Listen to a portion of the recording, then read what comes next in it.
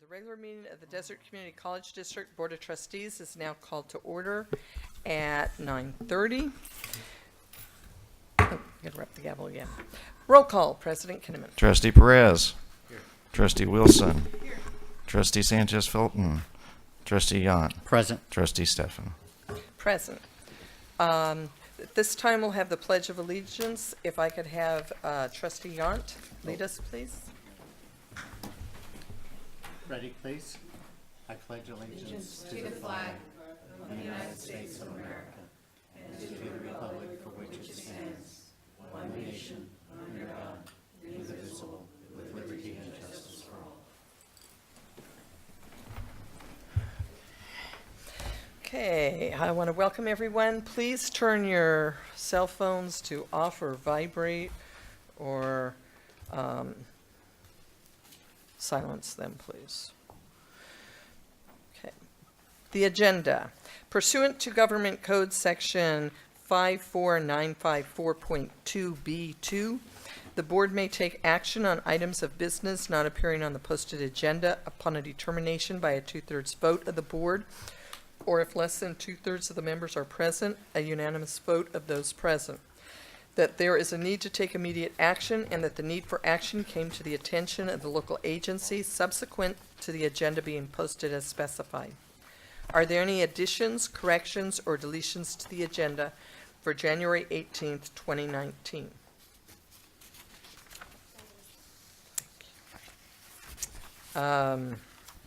The agenda then stands confirmed as presented.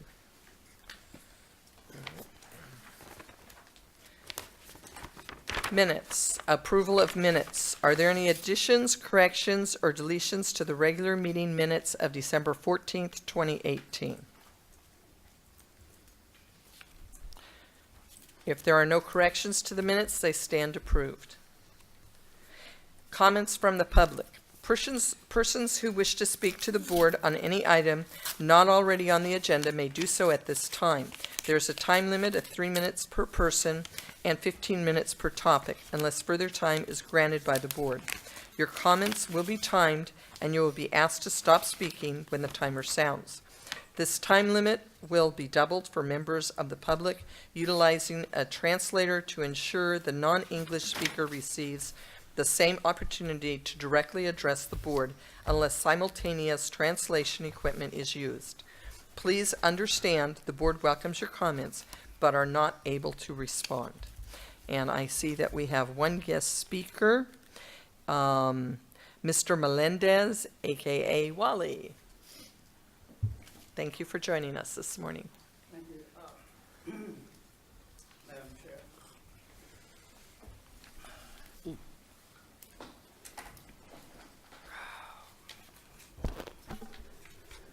Good morning. My name is Wally Melendez.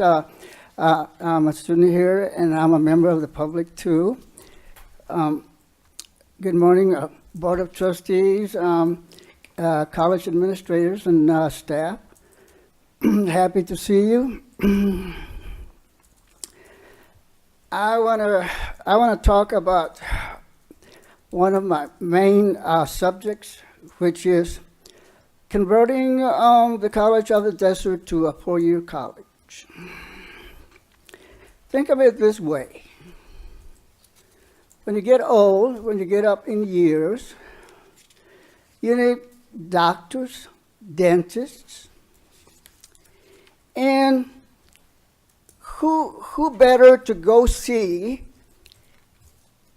that somebody that you raised yourself and that you cared for them, and now it's their turn to care for you. They have the skills, they have the education, they have the knowledge, they can help you. They can help you bodily, dental,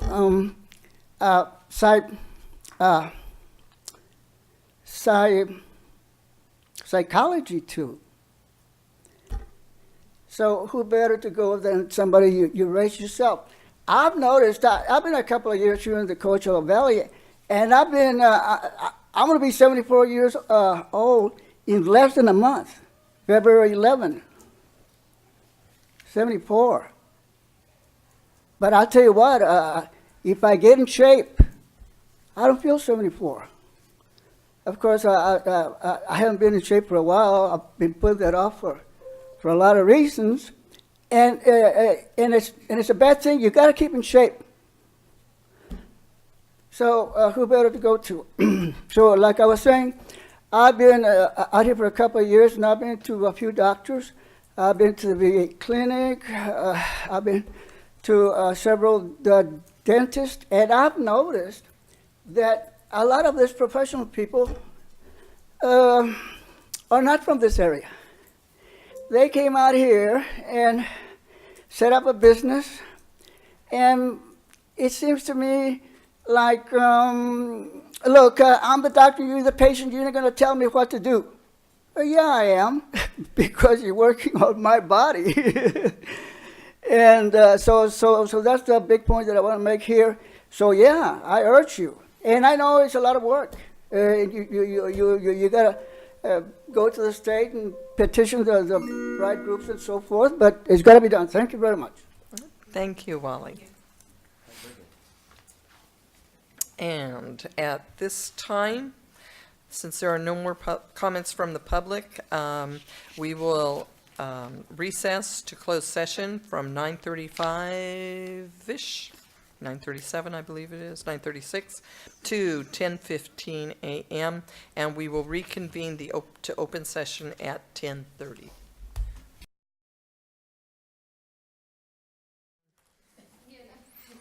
Reportable action taken in the last closed session. And I need to read this. Are there any objections to going back to item 2.01, approval of the agenda? Hearing no objections, we will move to item 2.01, approval of agenda, to make a correction to item 14.02, the regular appointments. We need to move a name incorrectly placed from one section to another. If there are no objections, I would like to strike Ashley Campos from 14.02 personnel items, regular appointments, and add Ashley Campos to 14.03 substitute assignments. Hearing no objections, we will make that correction.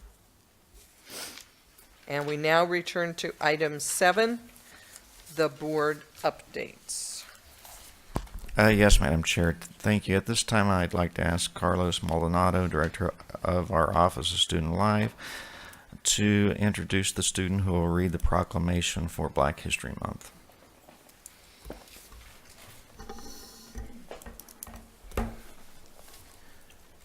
Good morning, Madam Chair, members of the board, Dr. Kinnaman, Executive Cabinet, and esteemed guests.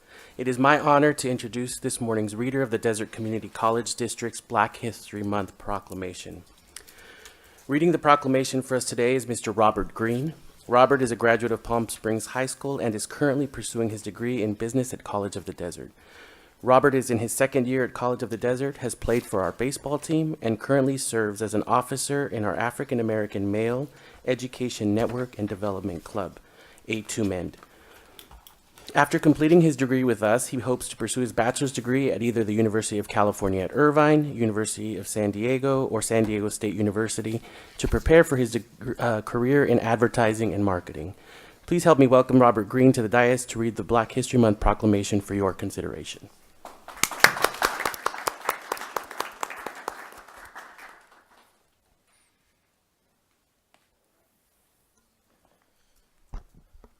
Good morning. My name is Robert Green, and I'm here to read the proclamation of Black History Month.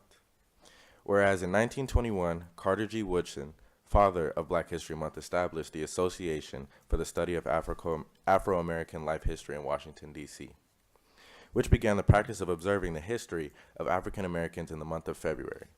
And whereas the month was selected because President George Washington and Abraham Lincoln were born in February, as well as Frederick Douglass, the great abolitionist and orator.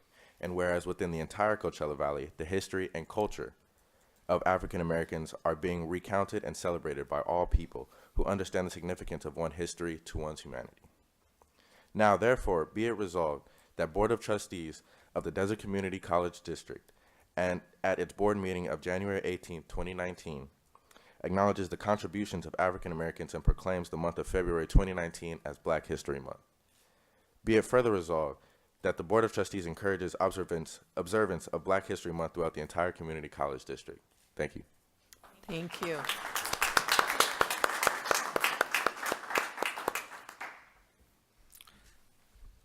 Okay, Madam Chair, at this time I'd like to introduce Darrell Becker, Dean, School of Applied Sciences and Business, and she will introduce the student who will read the proclamation for Career and Technical Education Month. Thank you. Good morning, members of the board, Dr. Kinnaman, executives, cabinet. As always, I'm happy to be here. The person who will be reading the proclamation today is Shante Wilson. Shante is a faculty and the coordinator of our new EMT and soon-to-be paramedic program. Shante has been in the paramedic field for 30 years as a firefighter in law enforcement and as a flight paramedic for Mercy Air. Highly qualified. She's been teaching for 20 years at Victor Valley and at Crafton Hills, and we are very happy that she left a tenured position at Crafton Hills last year to join us to build our program here at College of the Desert. Please welcome Shante Wilson.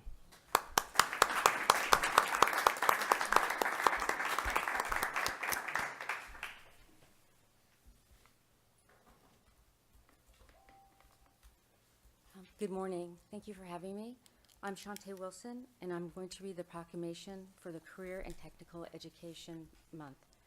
Whereas February 1st through February 28th, 2019 has been designated Career and Technical Education Month by the Association for Career and Technical Education, and whereas profound economic and technological changes in our society are rapidly reflected in the structure and nature of work, thereby placing new and additional responsibilities on our education system. And whereas career and technical education provides Americans with a school-to-careers connection and is the backbone of a well-educated workforce, which fosters productivity in business and industry and contributes to America's leadership in the international marketplace. And whereas career and technical education gives high school students experience and practical, meaningful application of basic skills such as reading, writing, and mathematics, thus improving the quality of their education, motivating potential dropouts, and giving all students leadership opportunities in their field and in their community. And whereas career and technical education offers individuals lifelong opportunities to learn new skills, which provide them with career choices and potential satisfaction. And whereas the ever-increasing cooperative efforts of career and technical educators, businesses, and industry stimulate the growth and vitality of our local economy and that of the entire nation by preparing graduates for career fields forecasted to experience the largest and fastest growth in the next decade. Now, therefore, be it resolved that the Board of Trustees of the Desert Community College District at its board meeting of January 18th, 2019, proclaims the month of February 2019 as Career and Technical Education Month. Be it further resolved that the Board of Trustees encourages observance of Career and Technical Education Month throughout the entire Desert Communities College District and urges all citizens to become familiar with the services and benefits offered by the career and technical education programs in this community, and to support and participate in these programs to enhance their individual work skills and productivity. Thank you.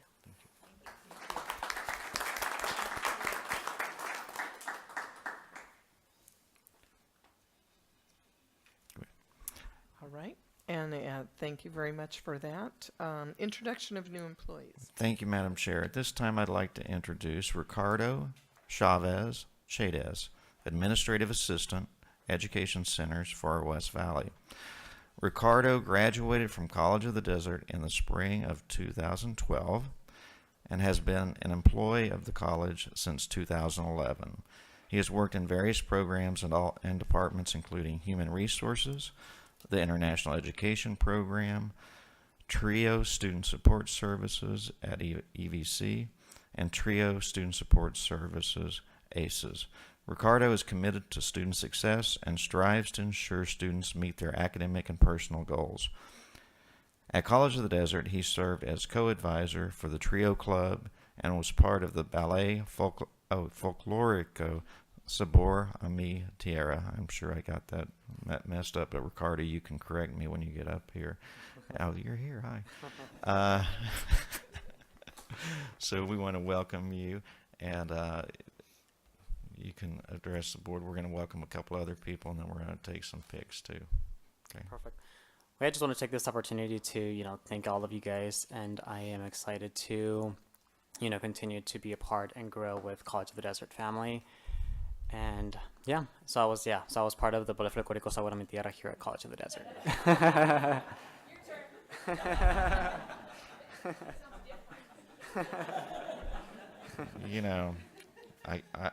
I have broad shoulders. All right, next I'd like to introduce Alba Chidez, part-time custodian maintenance and operations. Alba first came to College of the Desert as a sub-custodian in February 2018. Alba is married with 3 children, ages 18, 16, and 4. Alba spends her free time with her family and also enjoys watching international movies. Next, we have Jorge Fernandez, senior heating, ventilation, and air conditioning and refrigeration mechanic.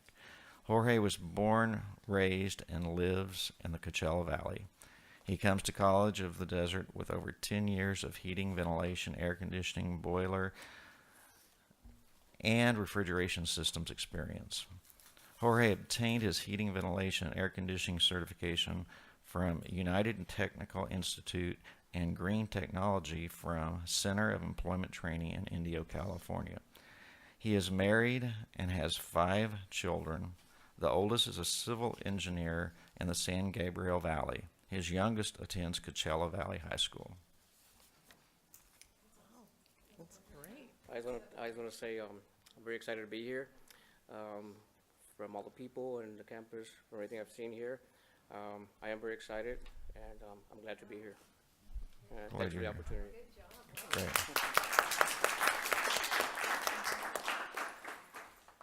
Next, we have Andrea Mancia, Bursar's office. Andrea was born and raised in the Coachella Valley. She graduated from Indio High School in 2006 and attended College of the Desert. Andrea previously worked for the Riverside County Office of Education for 6 years as both a program assistant and a student accounts technician. She assisted students with admissions, financial aid, individual education plans, and in specialized and grant programs including career and technical education and DPSS, Department of Public Social Services. She enjoys working with students and helping them achieve educational success and is excited to continue this work as part of the college. Andrea is also the mother of 3 children, all huge Disney fans with annual passes, and goes to Disneyland at least once a month. That is true. I'm very happy to be a part of College of the Desert. Thank you so much.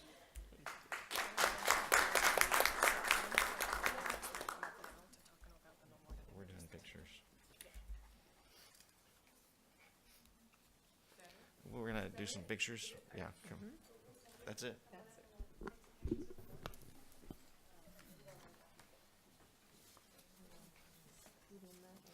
Is there a minute? Is there a public comment session still open? I mean, we have one before lunch. We have one after all the board reports.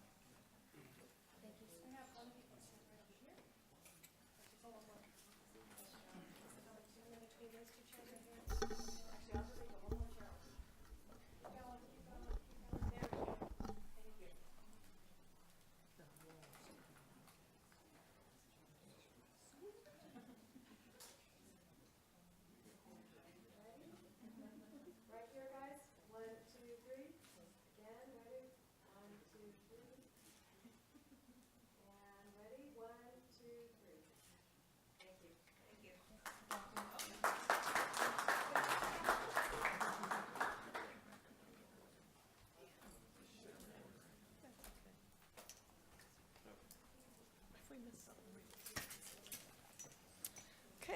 Okay, we want to welcome all of our new employees to the COD family. And at this time, I understand we missed something in public updates, so we're going to go back to one. My apologies, Madam Chair. I did overlook an item.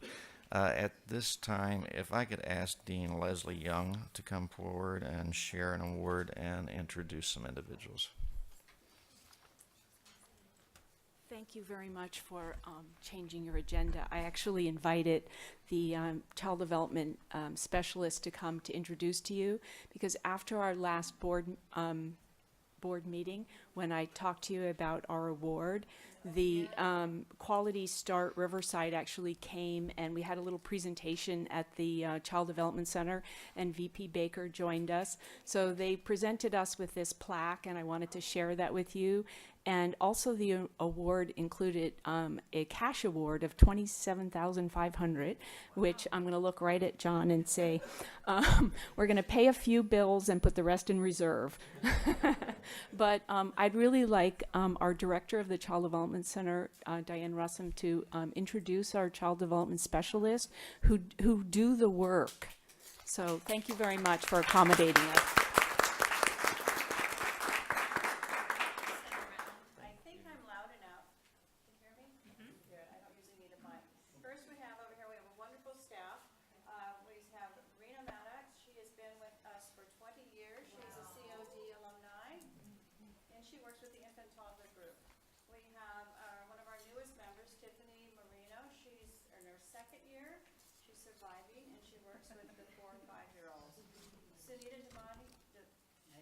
I've said it right for 15 years now.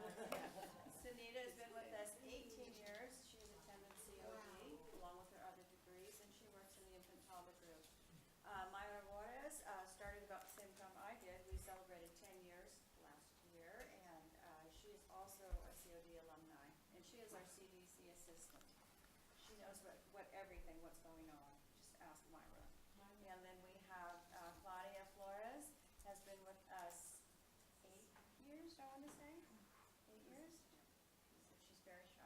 No, she works with the preschool group, and actually Claudia started out, she's a COD alumni, she started out as a student worker, went and got her BA and came back, and is with the college now. And Elena Marajes also started out as a student worker, and she is now a senior office assistant in her first year. And then we have Osiris Milburn, also started out doing her practicum at the center how many years ago? 15 years ago, and has been a lead teacher for 15 years with her BA, and she works with the infant toddler. And then we have our new chef. He's been his first year, and it's Bruno Romanelli. And we have our wonderful dean that we all love.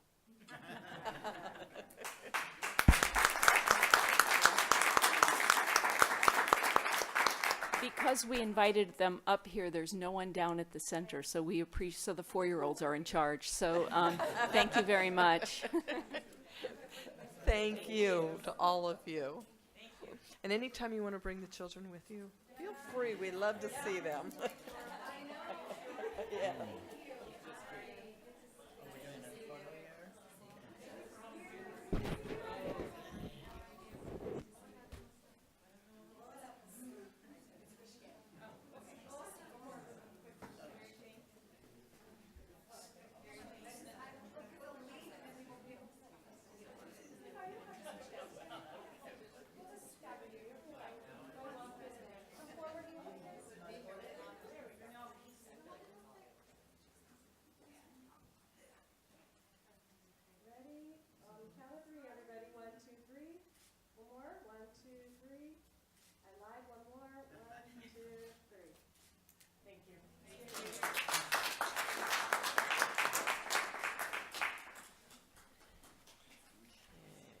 Always worth it.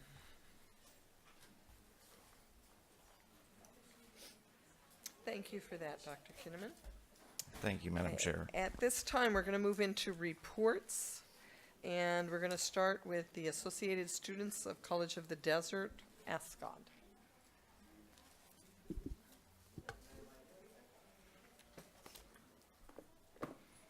Good morning, Madam Chair, board members, Dr. Kinnaman, President. At this month, we have sadly no report, but I just want to wish you guys happy and hope that you had a great holidays and you guys were able to spend it with family and full of joy and etc. So thank you very much. Thank you.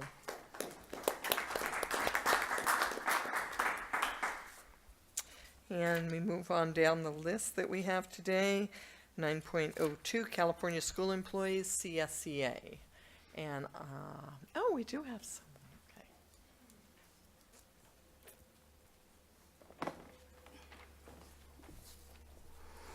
Okay. Good morning, Board of Trustees. Dr. Kinnaman, how are you? I'm Jim Lilly, the newly appointed Second Vice President of CSEA's Chapter 407. Trustee Stefan, congratulations on your new role as chair. Thank you. Trustee Wilson, on your reappointment, and we would like to welcome Trustee Perez to the group. Oh, there you go. We have heard great things about you and look forward to working with you guys in the future. Recently, CSEA requested a meeting with HR, and we received a quick response and met the following day. Mary Lisi, Andrea Staley, Dr. Zakovic, and Keith met in the HR conference room. During this meeting, dialogue began to flow, and we believe all participants were completely transparent. I hear that it was a very casual and productive conversation. Numerous topics were discussed that affect both of our groups as well as the college as a whole. And in the end, CSEA and the district resolved 2 active grievances. More importantly, we laid a great foundation for future collaborations. CSEA will ride this wave as long as possible. We know there will be issues that will arise, but we have hope that the district and the CSEA will continue to be transparent and work together towards solutions and resolutions. Last year's reclassification results were due on July 1st, 2018. We are working with the district's negotiation team, but we have yet to reach any agreements. We have to expedite the procedures so we can move forward with this year's application process. Finally, and equally important, we would like to send a big shout out to our silent soldiers, the custodians. They often go unnoticed. They take care of us, all of us, and rarely ask for anything in return. And our classrooms and offices are clean. Our floors are shiny. Our windows are clear. They do all this despite not having gained a full-time position since 2008. And we want to express our appreciation for all the hard work that they do. And that is the end of this report. And I want to thank you all. And you have a great 3-day weekend. Okay? Thanks, guys. Thank you very much. I'd like to remind all of the groups that give reports in this section, excuse me, that the board does appreciate it if you have a written report you like to leave with us. It doesn't have to be the same as your oral report, so if there's more information you want to give us and you want to leave us a written report, you can do that. All right? College of the Desert Adjunct Association. Do we have anyone here from CODA? Don't see anyone. And then College of the Desert Faculty Association, COD FA.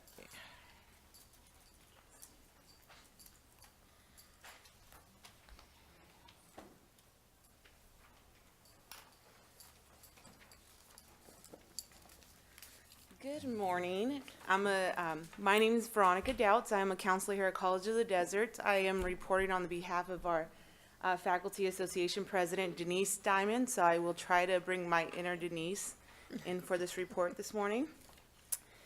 And Dr. Stefan, if I knew you wanted kids, I would have brought my 4 children here. So next time I will remember that, okay? Good morning and Happy New Year to all. So we are excited to get ready for the new semester. The Faculty Association will be presenting on Friday, January 25th of Flex. We look forward to discussing contract language with the full-time faculty over coffee and bagels. A quick bargaining update.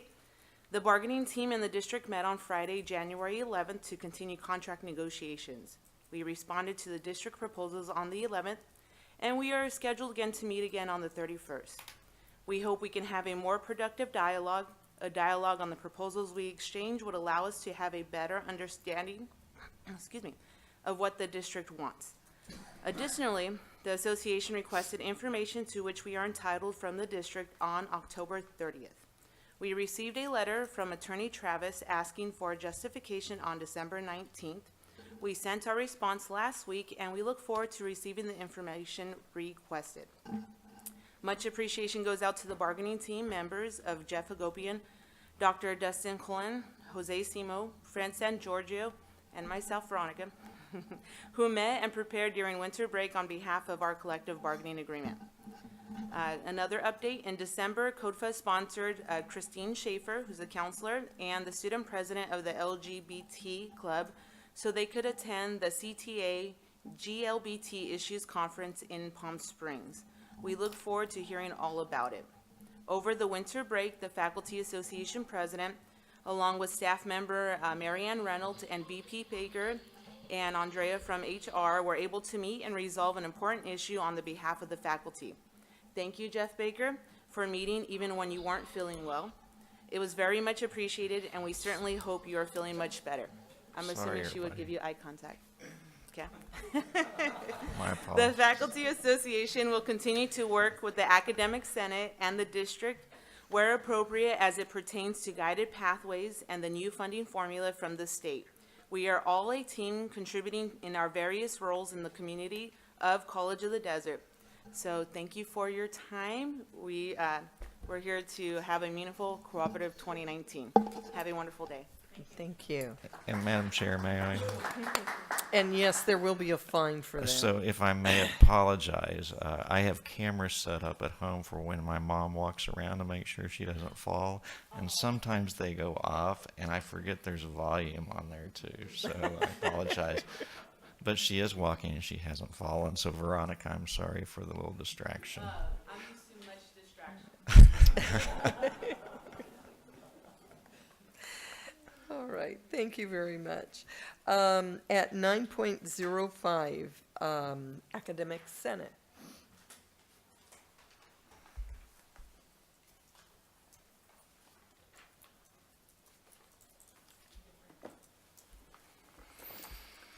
All right, good morning, everyone.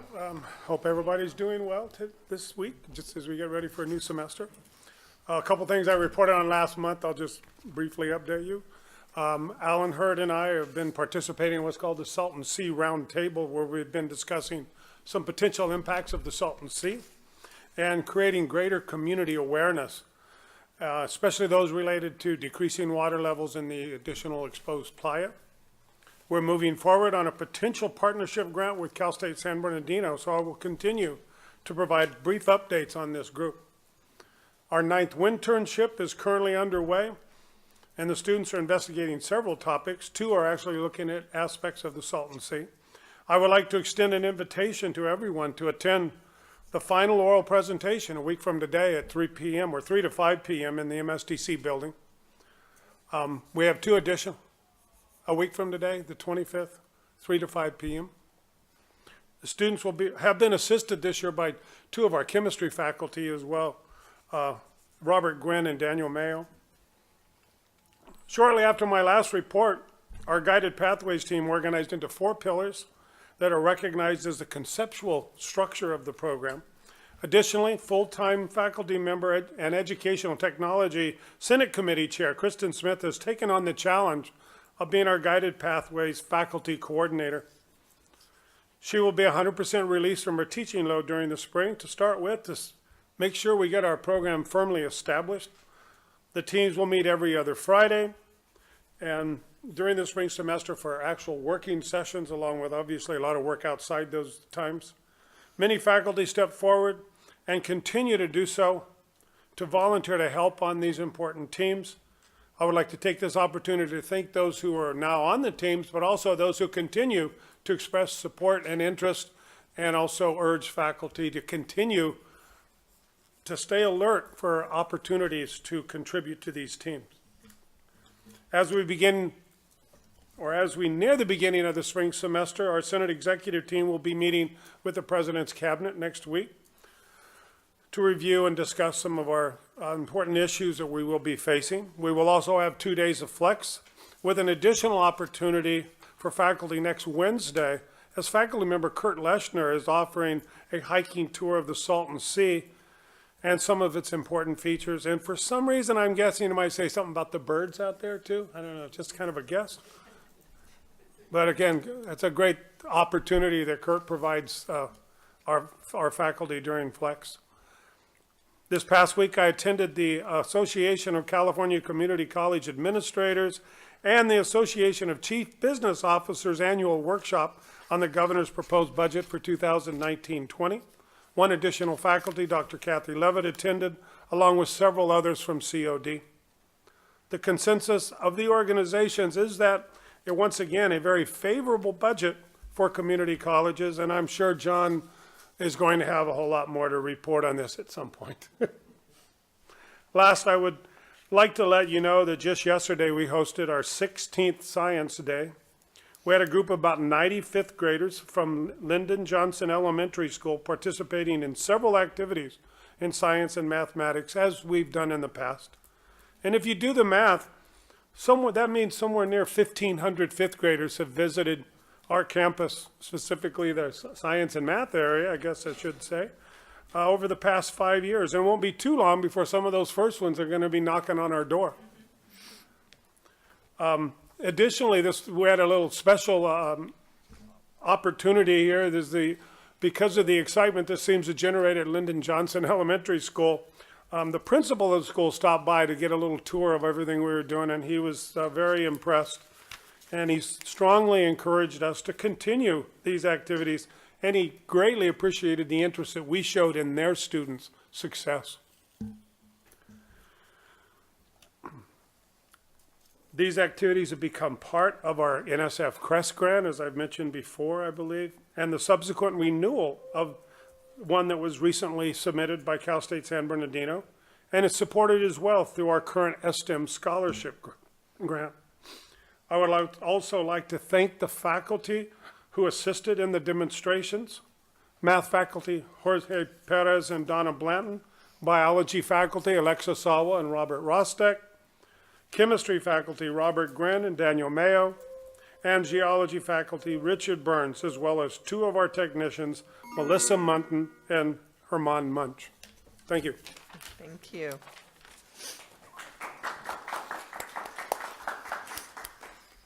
Okay, that brings us to 9.06, Auxiliary, College of the Desert Foundation.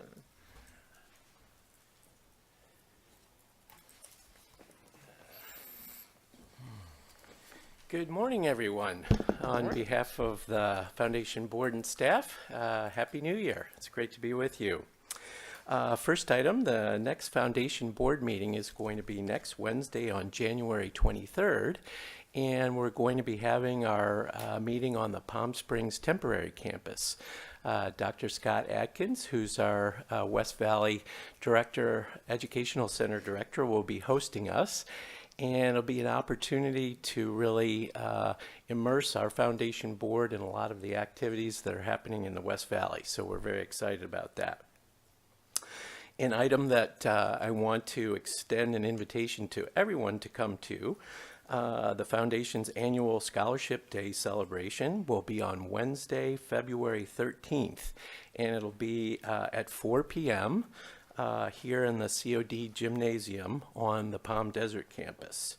Everyone is invited to attend, and I'd like to take a moment to acknowledge and thank Dr. Neary and her wonderful staff. The scholarship celebration that we put on each year is really a collaborative venture between the Foundation and the Division of Student Success, and we could not do it without their help. So thank you very much. We're excited to work with you again this year. And a last piece of good news, we just learned this week that the Foundation will be receiving a $400,000 estate gift with the designation yet to be determined. So that is a welcome addition to this year's fundraising goal. And that's my report for today. Great to be with you. Thank you very much. At this time, we'll start with the governing board reports, and we'll start with Student Trustee Vermont. Thank you, Madam Chair. I do not have anything to report at this time, but I would like to wish everyone a Happy New Year. Thank you. Thank you. The classes haven't started yet, so you're not having those sleepless nights, right? No, I've been in winter session, so I've been Oh, staring you are at my having laptop sleepless all nights. hours Oh of the my day. Thank you. Okay, Trustee Perez. Thank you, Madam Chair. I'll be brief. Assemblymember Garcia had a open house last week that I mandatorily attended. But other than that, everybody, Happy New Year. Thank you. Trustee Wilson. Thank you, Madam Chair. Again, joining my colleague, not too much to present this morning. Do want to wish everyone a very happy new year. Look forward to this next semester. I have been working with the foundation this past month. I am a foundation board member as well as the trustee representative to the foundation. So Dr. Mosser has been keeping me very busy, staying out of trouble. So, look forward to attending the Bellwether Conference in San Antonio in the next couple of weeks. Please wish us luck. I'm really looking forward to going there. And many thanks to the foundation for your assistance in financially helping us get to that journey. And finally, I will be leaving the meeting early this afternoon, Madam Chair, so thank you for excusing me. I do have a funeral to attend to this afternoon of a very dear friend that passed away. I won't be here this afternoon, but I do want to acknowledge the board for adjourning the meeting in memory of Greg Pettis. What a fine individual, did a lot of great things for the Coachella Valley and for COD. Thank you. Thank you. And Trustee Sanchez Fulton. Yes, my update will be brief. Last night attended an update at the Sun City Country Club and gave an update of the College of the Desert. Also, just really briefly attended the Desert Hot Springs Women's Club. What we do there was give scholarships, so that was great to attend. And I'm looking forward to attend the Martin Luther King festivities this weekend. This is very important, and I was very pleased to hear about our resolution for African American Month here at the Desert Community College. I always look forward in honor of the great Martin Luther King and what he stood for, social justice. I'm happy to hear that on the 15th here at the College of the Desert, it was a great showing of community members, students on the financial aid and dream workshop that was given this week. I was very happy to hear from my constituents that a lot of them attended that workshop on the 15th. And I know there's going to be another one on filling out your FAFSA form and the dream workshop. I'd like to just make a recommendation that they go to the communities, not only have it here at our main campus, but going out to the outskirts and having these FAFSA and DREAM Act applications in the outskirts. So want to thank you, and this ends my report. And it was very sad to hear about the passing of Councilman Greg Pettis. I've worked with him for several years on several boards, and he was a great public servant and a great person. And Madam Chair, I will be leaving early today as well on an emergency, so thank you so much. Thank you. Trustee Sanchez Fulton. Trustee Yount, your report, please. Thank you. I'd like to echo what CSEA had to say about custodial staff. Having visited many campuses, this campus is always so presentable, and they do deserve much credit. So thank you for bringing that to everyone's attention. I continue to participate in an ongoing webinar series on textbooks on college campuses. And I'm happy to hear a change in how people are talking. There was so much pressure on publishers to do online only, and without ever asking students what they prefer. So after a lot of surveys, it appears top publishers are going to be more responsive to what students have said they prefer, which are rental textbooks.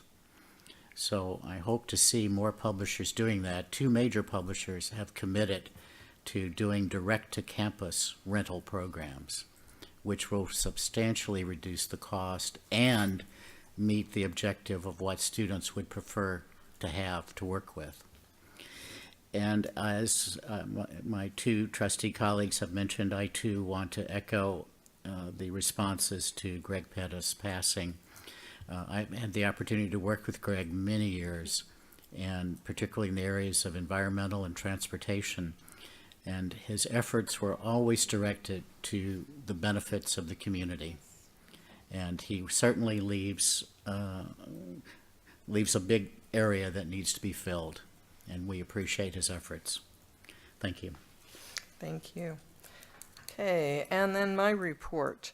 First off, I'd like to say Happy New Year to everyone. This last month has not really been busy for the college, as we all know, but there was an article that appeared about College of the Desert being recognized by the state and the national peers for their student success efforts. And many of you know that our team won the Bellwether last year. One of our 2 teams won at the Bellwether Awards last year. And they will be going back this year to compete on the 5-year competition. Now, because this is the 25th year of the Bellwether Awards, the winner of that award will be up for the 25-year award, where the 5-year winners compete. So we want to wish our team the very, very best when they go there. Not to make you nervous. I just want you to do the very, very best you can, because I know you're fantastic and you'll always be a winner in my book. But best of luck to our team, and may the force be with you all. Okay? So, because there's a lot of potential there. Okay. Then I also want to congratulate our McCarthy Child Development Center on the award that they were just shared with us.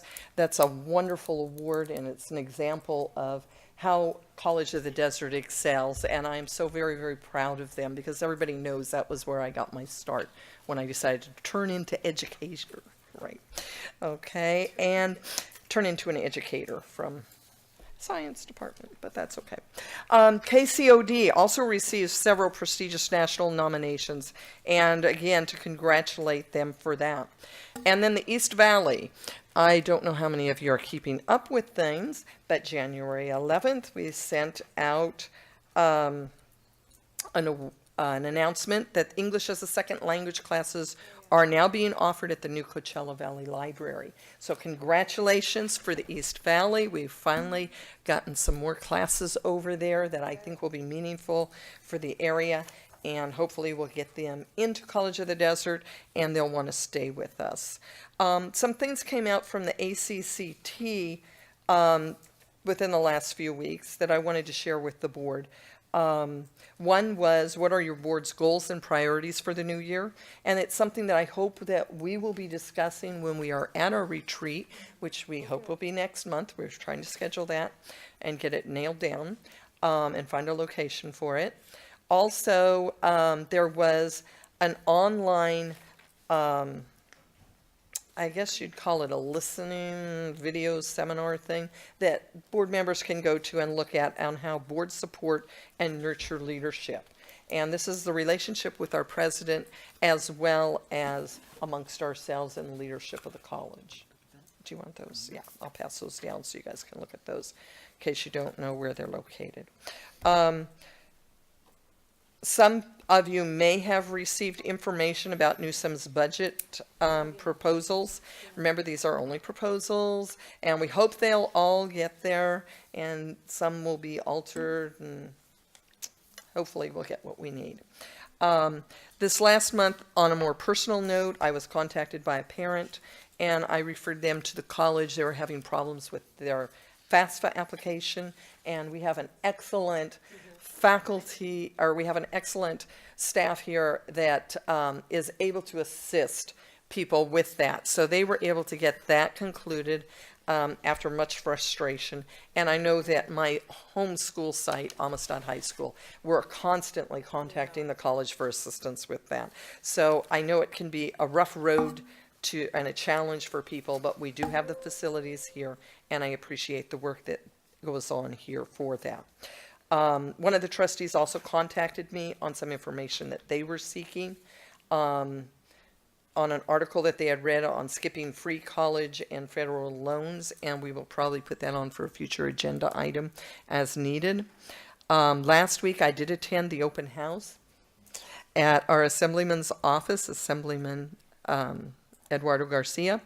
And this week, I wanted to mention some things. I will be attending the CTA Unconscious Bias training this coming Wednesday. And there is also an open house and a local inauguration, I believe, for Supervisor Perez. And I know it is Wednesday. I forgot the time, though, so maybe we could get our new trustee to clue us in. And I'm hoping that we'll be able to close our meeting today in a moment of silence for Greg Perez. And our sympathy and prayers, Perez, our sympathy and prayers go out to his family because he has done so much for our communities. At this time, we still have time. Superintendent President. you have some Yes, I would comments? like to also welcome everybody to a happy, prosperous new year. And a couple of items I'd like to share. I've got a card from Phi Theta Kappa Honor Society. Dr. Lander sent this to us, congratulating us for receiving the Chancellor's Award for College of the Desert's Pledge to Success, thanking us for our leadership, and stating you are literally reinventing college, and I hope others will follow your example. Job well done, Lynn. I'll pass that around. Madam Chair. Thank you. And then also from Jeff Stone's office, we have a resolution of congratulating us for our strong workforce stars recognition for our career education programs. And I'll pass that around also for the board to. That's nice. Thank you. And lastly, I will say Mayor Pettis has done a lot in Coachella Valley and throughout the state. I know Chris and I was with the mayor Saturday evening in the hospital, and it never ceased to amaze me that how he was always up and always was in good humor and had the best disposition. And even Saturday evening, he was still in that space in light of what he was facing. So, again, I wanted to share those thoughts towards Greg and his family. That concludes my report. Thank you. At this time, we have room for public comments. Persons who wish to speak to the board on any item may do so at this time. There's a time limit of 3 minutes per person and 15 minutes per topic, unless further time is granted by the board. Your comments will be timed, and you'll be asked to stop speaking when the timer sounds. Please understand the board welcomes your comments, but are not able to respond. Are there any more public comment sheets? No. Seeing none, we have none for that. Before I move into the consent agenda, I thought it would be interesting for us to just have a little reminder of what our mission and what our purpose is here for our meetings. And in the future, when I'm not running late, I hope, I will have something printed so that it can be read at the very beginning of the meeting. But this is from the California Education Code section 66010.4A as of 10/19/1999. It says, the California community colleges shall, as a primary mission, offer academic and vocational instruction at the lower division level for both younger and older students, including those persons returning to school. Public community colleges shall offer instruction through, but not beyond, the second year of college. These instructions may grant the Associate in Arts and the Associate in Science degree. So with that in mind, let us move on to our consent agenda. All items on the consent agenda will be considered for approval by a single vote without discussion. Any board member may request that an item be pulled from the consent agenda to be discussed and considered separately in the action agenda. Do I have a motion to approve the consent agenda as presented? So moved. Any discussion? Student Trustee Ramont, your advisory vote? Aye. All in favor? Aye. Anyone opposed? This motion is carried unanimously. And nothing was pulled. So we move into the action agenda. Action agenda. Items pulled from the consent agenda. There were none, so we don't have that section. Action agenda item 18.01, board policy review under the category of Board of Trustees. This is the second reading. Do I have a motion to approve Board Policy 5030, fees, as presented? So moved. It's been moved and seconded that we approve the Board Policy 5030. This is concerning fees. Is there any discussion? No discussion, no clarification, requesting. Student Trustee Ramont, your Aye. advisory vote. Thank you. All in favor signify by saying aye. Aye. All opposed? And the motion has carried unanimously. Moving on to 18.02. This is Board Policy Deletion, second reading.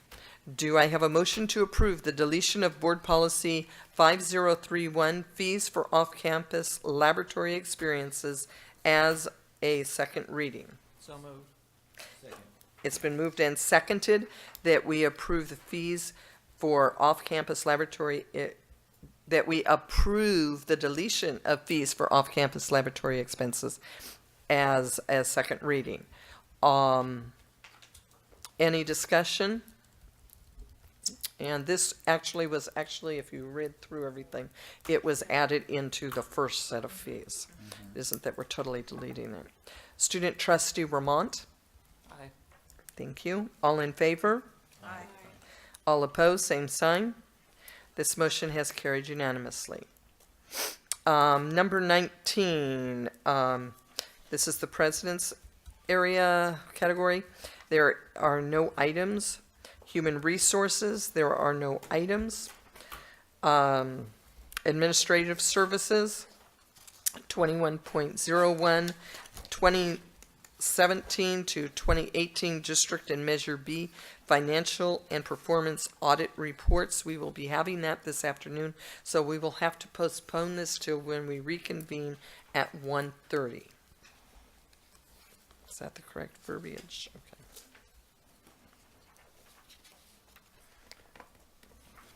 Make a note to myself. Budget revisions. Do I have a motion to approve the budget revisions as presented? So moved. There is a motion to approve the budget revisions as presented. Is there a second? Second. There is now a second.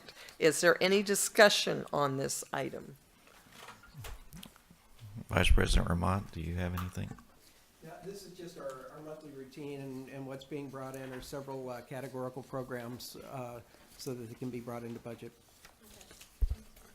Okay, any questions? Seeing none, Student Trustee Ramont, your advisory vote? Aye. Thank you. All in favor signify by saying aye. Aye. Anyone opposed? Seeing none, the motion has carried unanimously. Moving down, we are now into student learning.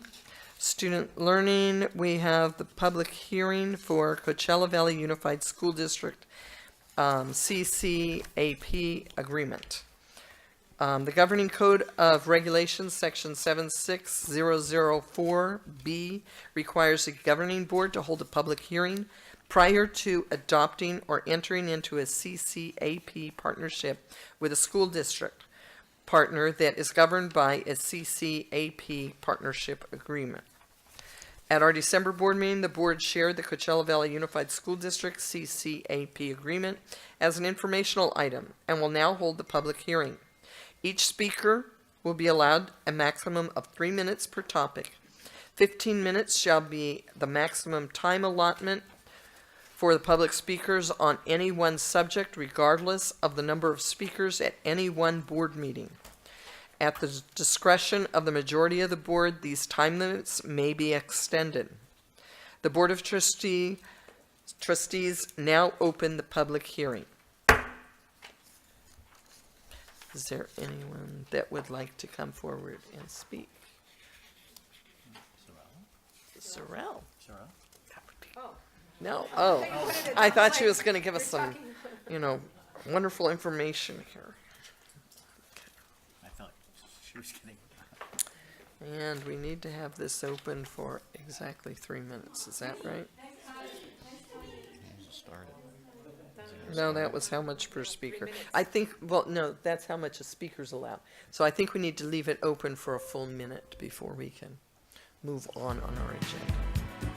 Thank you for speaking.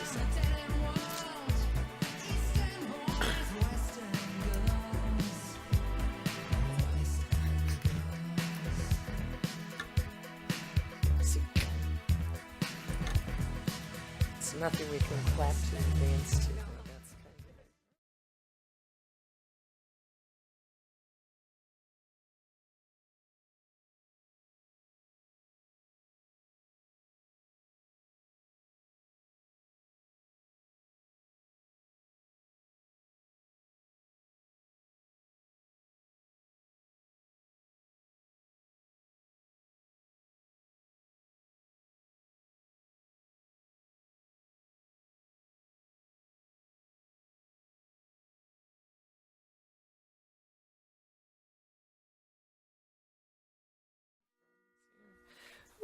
Okay. It's a new year. I thought you said Wu-Tang. Since there are no additional speakers who wish to address the board on this matter, I want to thank everyone. I now close the public hearing. Do I have a motion to approve the Coachella Valley Unified School District CCAP agreement as presented? So moved. Second. It's been moved and seconded to approve the Coachella Valley Unified School District CCAP agreement as presented. Is there any discussion? I think this has been a long time coming, so I'm very glad to see this. I will say that. Student Trustee Vermont, your advisory vote? Aye. All in favor? Aye. Anyone opposed? Motion has carried unanimously. Thank you. Okay, we have big choices here. We don't have anyone to do the study sessions at this time. Yes. Oh, we do? Yes. So we could move on with maybe one of our study sessions? Oh, and she's not here, so we... Oh, that Okay. might be nice. In the interim, I will move to 23.03 while Yes. we're waiting. It's the distribution of the board's self-evaluation instrument. And they are emailed to the board on January 17th. That was yesterday, I believe, after I left work when I checked my mail last. So I believe everyone should have that. Let me remind the board, this is where we evaluate our performance over the last year as a board, not as individuals. And I realize we have someone that's new to the board. So you would be evaluating us from the outside position and also for the first month or so since you've become a member of the board. Okay? And it is a board as a whole. Do not evaluate yourself. Do not evaluate one person on the board. Evaluate us as a board, please. We're asking that these be returned by, I believe we said February 4th. February 4th. That's a couple weeks off. And at that point, if you haven't done so, I will be contacting you as a friendly reminder and getting more and more less friendly as it goes on, because we want to try to have these, especially for our retreat, because this is what we base our goals on for the future. So please try to get these done. Do a little bit every day. Sometimes helps. I know I get taxed and I look at it and try to do a little bit every day. She's not here yet. And That's Madam all right. Chair, Yes. it is a public document, right? The final Yes, it is. report. And it has to be done in open session. Okay. So, and I do appreciate the comments. And this year, because we'll be doing a retreat, we'll have more time to really go through it and look at where we feel our weaknesses are and set those goals a little bit better than we have probably in the past. So, and please don't just give us all 4s, because there's no room for, 4 is the top, right? Is that way? It's a 5. Is it a 5? Well, don't give us all the top thing, because we're never perfect. We can always improve. Even things we're good at, we can always improve on. So please be honest with it, okay? If you think there's something we're lacking there. And we don't have the other person here yet. If there's no objection, I'll just go to the information item and cover that at this time. The administrative services, there is the 2017-2018 auxiliary services audit report. And I think that after you hear the auditors at 1:30 giving their analysis of the one, you'll be able to understand how the audit report can be looked at and read for that one. But that's just an informational item. Okay. And I believe within a few minutes, we will have one of the 2 ready. Okay. What I'm going to do at this time is I'm just going to go down and ask you if you have any future agenda items, because and there may be something that you hope that we will cover at our retreat, so you can include that at the same time. Okay. So let's start with student trustee Vermont. I have Nothing pressing on your mind at this time. I don't either. Okay. Trustee Wilson? Perhaps a presentation by Dr. Farmer with regard to the math department and all the great things that, the different programs and that the students are participating in. A little bit more of an in-depth presentation. Maybe math, science, MESA. They're doing so many different great. So many varied students. things too, Yeah, yes. so. Yeah, we can work with Dean Tabor, and she can put together something with the faculty.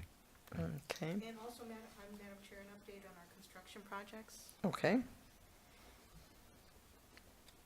Okay. Trustee Wilson, Sanchez Fulton? I'd like, as always, to get on the food scarcity issue, our homelessness issue and that holistic that Dr. Neary and what we're working on. Just kind of want to get an update on what we're doing here at the college. I think what Riverside County is doing is warming centers. I think that's wonderful. I would love the college to be a warming center for our student population. Just something that is dear to my heart, and just to see what the great things we're doing to address that. Thank you so much. I'd like to get further information on that. Okay, thank you. Trustee Yant? Just ask that you over the past several months, people have made suggestions for future items. Just ask that you review those to see where we are on that long list. And we will be doing that at our next pre-board meeting. One thing that I do want to, I forgot to congratulate people. We will have a majority of our board at our board training next week, going up for the trustee training with the state of California. And so we'll be bringing some ideas back from that also that we can add to that list. And then I will be attending the National Legislative Conference so that we have a representation there later in February. So that's just a heads up, and I will be bringing information back and sharing that. So those that are attending, please remember to bring information back and share it, because a lot of times we can't go to all of the different sessions, and it's important that we have as much information brought back as possible for those people that can't attend for various reasons. All right, and I don't. We're gonna have I one, think one starting we here have in one just a minute. starting, maybe. We're going to get that ready. Madam Chair, I just Yes. wanted another comment, if I may. Want to thank staff and President Kinnaman, I understand that one of our foundation members, Marge Dodge, was able to meet with our construction folks with regard to the updating of the book room. Oh, where okay. we have our books that are delivered. So was extremely happy that we finally have that renovation happening. So thank you. Okay, And thank Madam you. Chair, if I may, I wanted to publicly congratulate you that you will be getting your 20-year service being a college board trustee at our upcoming, so congratulations. Well, it won't be this time. Not this It'll time, be okay. later, so I have Okay. to stick around a little longer. Okay. You're stuck with me for a few more months, at least. Okay, so I'll excuse. Thank you, though. One other thing that I forgot to mention, what did you just bring up? About Marge Dodge. Oh, our friends of the library. 2 weeks ago, they had a book fair. I don't know if any of the trustees were able to go to that. Yes, and I believe that was a success. I read the email after that fact ready. because I'd been ill. So I apologize, I wasn't there, but at least it was successful. Okay. At this time. With the which? Oh, we have the Cleary report. We have Tim Nakamura here. Good morning. Good morning. This is a very, very, very important report. Okay, so please, board members. Good morning, members of the board, Dr. Kinnaman, vice presidents. We are going to be covering the Cleary report, which we update. We do an update with you every year in regards to the crime statistics and so forth regarding public safety for the district. If you want to go to the next slide. Oh. Okay, thank you. The Cleary Act mandates all higher education institutions receiving federal funds to make campus crime statistics annually. And College of the Desert's 2017 Cleary report can be assessed online on the College of the Desert's website, and a hard copy is available upon request at the Public Safety Office. It's always back 1 year, so that's why we're doing the 2017 stats. College of the Desert's 2017 Cleary report includes methods of reporting crimes, who to report the crimes to, how many emergency notices are delivered, and what resources can be called upon through the local and state governments in case of emergencies. And it also added in 1997 the VAWA Act, the Violence Against Women's Act, which is added to the Cleary Act, and that includes crimes such as dating violence, domestic violence, stalking, and the list of mandated reporting crimes. VAWA also includes the violence against men as well. Madam Chair, do we have a copy of the report? There was one in the board packet. Yes, so it is available online, but maybe we can get, it's in the board binder in the back, I believe. Oh, great. Thank So if you turn to that, you might be able to follow along. Okay, Yes, thanks it's so there. much. Okay. Okay, so for the Palm Desert campus, for 2007, the Cleary stats, we had 1 aggravated assault, 1 motor vehicle theft, 2 burglaries, 2 cases of stalking, 2 liquor law arrests, 21 thefts of property, and 10 incidents of destruction of property. Now, the destruction of property can be vandalism, so any kind of graffiti or anything you see on there. It doesn't have to be like a broken window or anything like that. It can actually just be graffiti, and that could be reported as well on that side. Indio campus, we had 1 report of motor vehicle theft, and I believe that was a golf cart. That still counts as a motor vehicle, so there Was you it go. returned? I think we did find that one, I believe. 1 burglary, 3 thefts of property, and 2 destructions of property for that Indio campus. And traditionally, knock on wood, Indio has been down in recent years. At the PACE program at the Westfield campus, there was no reportable crimes for our campus. That is over at the Westfield Mall, so that's good news. Over at the Palm Springs temporary campus, no reportable crimes were reported over there for Cleary stats. Desert Hot Springs campus, there were no reportable crimes to report for Cleary stats for that as well. And in Mecca, we had 1 case of stalking and 2 thefts of property. So again, fairly slow out in Mecca as well. And as far as the update, 2018 was a busy year for our public safety department, and it basically, our officers were dispatched to about 5,887 calls for service. Officers gave escorts and rides to about 748 people from one area of the campus to another. Some examples of our calls for our officers to respond to are, again, traffic accidents, employee and students medical calls, stolen property reports, possession of weapons, in certain areas like the cafeteria, and again, stalking is another one. We are in the process of hiring new public safety officers, and many of the vacancies were due to our officers being hired by police departments, local police departments as well. And with the city of Rancho Mirage code enforcement, a lot of our officers ended up going to that city as well. There's a former public safety officer basically employed by every police department in the valley, and sheriff's department as well. So we're quite happy about that. And our department is a proactive department. We are constantly looking for ways to reduce crime through education programs on campus. In the following slides, I'll highlight just a few of the educational programs that the department has been involved in the past year. So the RAD training is one of them, is the rape aggression defense training. We have been asked as officers to help out with that particular program, and I believe 4 of my officers now are instructors for that RAD program. They get suited up and they go against a lot of the students here, and they take a beating. It's actually a fun class to watch and be involved in. ALICE training. Now, ALICE is something that everybody has been speaking with about. This morning we had another ALICE training that was going on that I was involved in with earlier.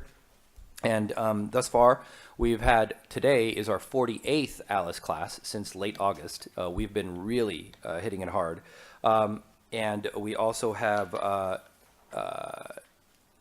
taught several students classes as well, faculty and staff as well as administrators. And let me check something real quick here. So far we have taught about over 100 students, 275 plus faculty, 300 plus staff have all been trained, and that includes the administrators as well. So it's gone on quite a bit. For the ALICE training, we have found that a lot of people are very, very receptive to it. So here's a little example, and I hope I can do this right, of what some of the training is about. Oh, is it not? I think that was a static PDF. It's not there. Oh, it's not. Okay. Well, that we had a video, but it basically talks about the barricade. It shows the barricading and so forth that's involved with ALICE. So if there is somebody that's trying to come in and you had to lock down, what do you do other than duck and cover? And that basic response is barricading the doors using anything that's possible, desks, tables, chairs. Some of you in this very room have taken the ALICE training and can attest to what ALICE is about and how crucial it is that we are learning the skill. I usually make it like a CPR class. When you come out of a CPR class, you're empowered. If someone goes unconscious, unresponsive in front of you, with that CPR knowledge, you can go ahead and revive them again, and that's key. With ALICE, it's a similar sense. If you have an incident, God forbid, where it's an active shooter incident, instead of just ducking and covering, which is what we've been taught for years and years and years, ALICE now allows you that opportunity for empowerment and for you to help yourself before law enforcement arrives. And I know Dr. John had been talking about the fact that he had been caught in 2 incidents before and how important this ALICE training was. And I know that it's something that the whole district has been behind, and I'm very pleased to hear that. Some of the tests. Two colleges this past week had instances. Yes, sir. And just some of the testimonies you can see there. It's been fairly good. The last one, just a little backstory. I can't stress enough the value of the lessons I personally learned. The Great Shakeout was October, but now every day is ALICE Day in my book. Funny thing about that particular instructor, during our scenarios, he kind of had a deer in the headlights look when the sirens and everything else was going off, and I said, "What are you going to do?" And I looked down and I looked back up, and all I saw were his feet leaping out the window, and it was so fast. I could not believe it. But anyway, he really enjoyed it and actually invited us to talk to his students as well after that. Continuing on, just Campus Safety Week. We promote campus safety at all the colleges, providing disaster preparedness information and for safer campuses. We've also partnered with the DEA to provide our students with information about dangerous prescription drugs and the opioid epidemic in the United States. And also, we have a continuing partnership with the Riverside County Emergency Management Department, and they have provided us with a lot of classes and resources for us to utilize. The See Something, Say Something campaign is also a national campaign that we've had here on campus since about a year or so ago. And that's, again, if you see something strange on campus, report it. You know, don't be afraid to say something to local law enforcement about it. And unfortunately, that's something that we see more and more of. National Breast Cancer Awareness Month. So some of you, or actually most of you, were given these badges with pink ribbons, and basically that's a pink campaign that we took part in to raise awareness for breast cancer research, and we, as officers, gave our own funding for the purchase of these lapel pins, and we distributed them throughout some of the college and to the board itself, and we had some positive feedback for that. Last couple things here, bomb recognition training. We actually also spoke with the TSA to give us a briefing about improvised explosive devices and some additional bomb training in the area, and the officers were able to get that, so it was a good refresher for some and a good intro class for others. And finally, the Public Safety Department is gearing up for the start of the 2019 spring semester. We have begun collecting the Clary stats already for 2018 and from the different law enforcement agencies. And some of the events that we're working on for the 2019 spring semester are Sexual Assault Awareness Month, which is coming up in April. Child Car Seat Safety Fair in partnership with the Riverside County Sheriff's Office. We did that last year and it was a good success. The Lock It or Lose It campaign is a bicycle registration campaign that we have. And so far, we actually used it just 2 weeks ago. An international student came to us and said that her bike was missing and that it had been stolen, and sure enough, she came with a chain that had been clipped.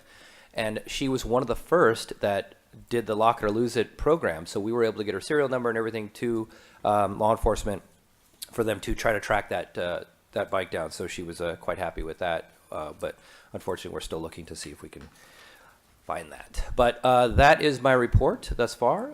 If you have any questions, I'll be free to answer them. Just one question. Yes, sir.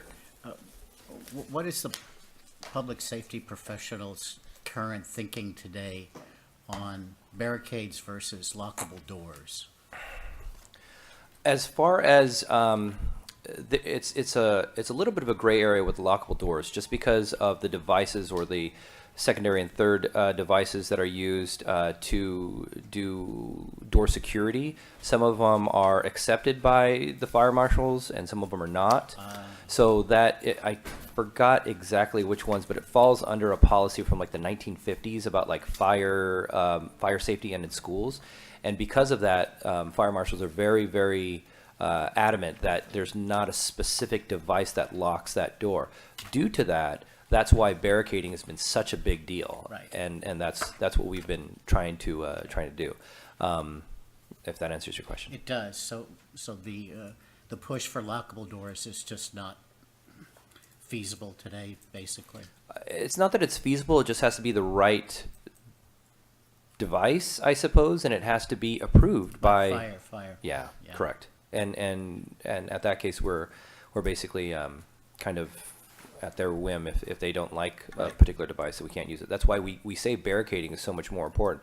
And additionally, just go on with that, with the Alice training, if you're not in your classroom, you could use Alice anywhere else. If you're at a grocery store, if you're in a church or a home or in another area, if you don't have that locking device, what else can you do? Well, you can barricade furniture, desks, chairs, and that teaches you that tactile contact to be able to do those things. Mm-hmm. Thank you. Yes, sir. That was a very interesting report, as always, and I want to thank you for sharing that information with us. And hopefully, the board will have the opportunity to receive Alice training as well as some of the others. Yes, ma'am. Because I know that report came out that they shared at my safety committee at my school that for years we've been doing the fire drill, and everyone has that drilled into their head, but and most schools, we don't do the earthquake drill, we don't do active shooter drills enough, so people are still in the dark on what really to do with those. It isn't like second thought. But I know that the ALICE training is one of those things that they say that once you've been through that, you don't think twice, you just act. Yes. And it's something that I think that everyone needs to have the opportunity to have that training, not just educators, not just people at the school, but every single member of our board and our community. We look forward to it. So yeah, that would be really a wonderful, outstanding thing if we could just continue with that training. And I appreciate the fact and the work that our public our security has done, our public security department has done here, because you guys are phenomenal. Thank you, Madam Chair. Thank you Thank so you. much. Okay, at this time. Madam Chair, before Yes. we move on off the topic, I was just going to say, now that we have a new county sheriff, perhaps we could consider extending an invitation to have the new county sheriff come and visit us and take a look at not only our public safety department, but also our public safety academy. There may be some changes that would come with this new change in office, so, thank you. Any other questions for our speaker? One thing that I believe we all received this informational flyer, the Fire Control 4 and Family Night Controlling Ignitable Liquids and Gases demonstration at Fire Academy class number 6 is scheduled for Sunday, the 27th of January at 4 p.m. And I guess we are allowed to go to that. That would be really exciting. Some of us will be out of town, but for those of us that aren't, perhaps some of us could go and report back on that. Because there is nothing else that, we only have 5 minutes, and I know that I want to give you guys much more time than that. This would be a perfect time for us to recess even 5 minutes early, unfortunately. We just don't have anything else to say at this point. If there are no objections from the board, we will recess, and the board will then reconvene at 1:30. No objections? Thank you.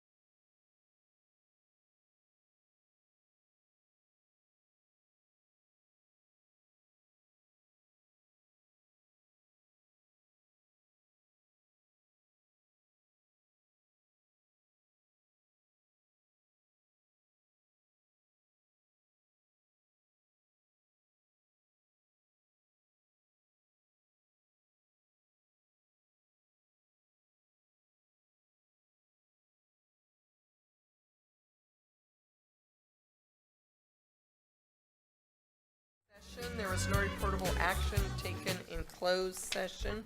Is that better, Mike? It was way up here, I'm sorry. At this time, we're gonna have a presentation from Rachel Green, CPA with Varnick, Time Day and Company, LLP. She will discuss the 2017-2018 District and Measure B Financial and Performance Audits, and the 2017-2018 Auxiliary Service Audit Reports. But I'd like to get the motion on the floor first. So going back to action item 21, this is under Administrative Services. This is 21.01, 2017-2018 District and Measure B Financial and Performance Audit Reports. Do I have a motion to approve the 2017-18 District and Measure B Financial and Performance Audits as presented? So moved. Is there a second? Second. Thank you. And now, would Rachel Green please step forward and present these beautiful audits to us? Thank you.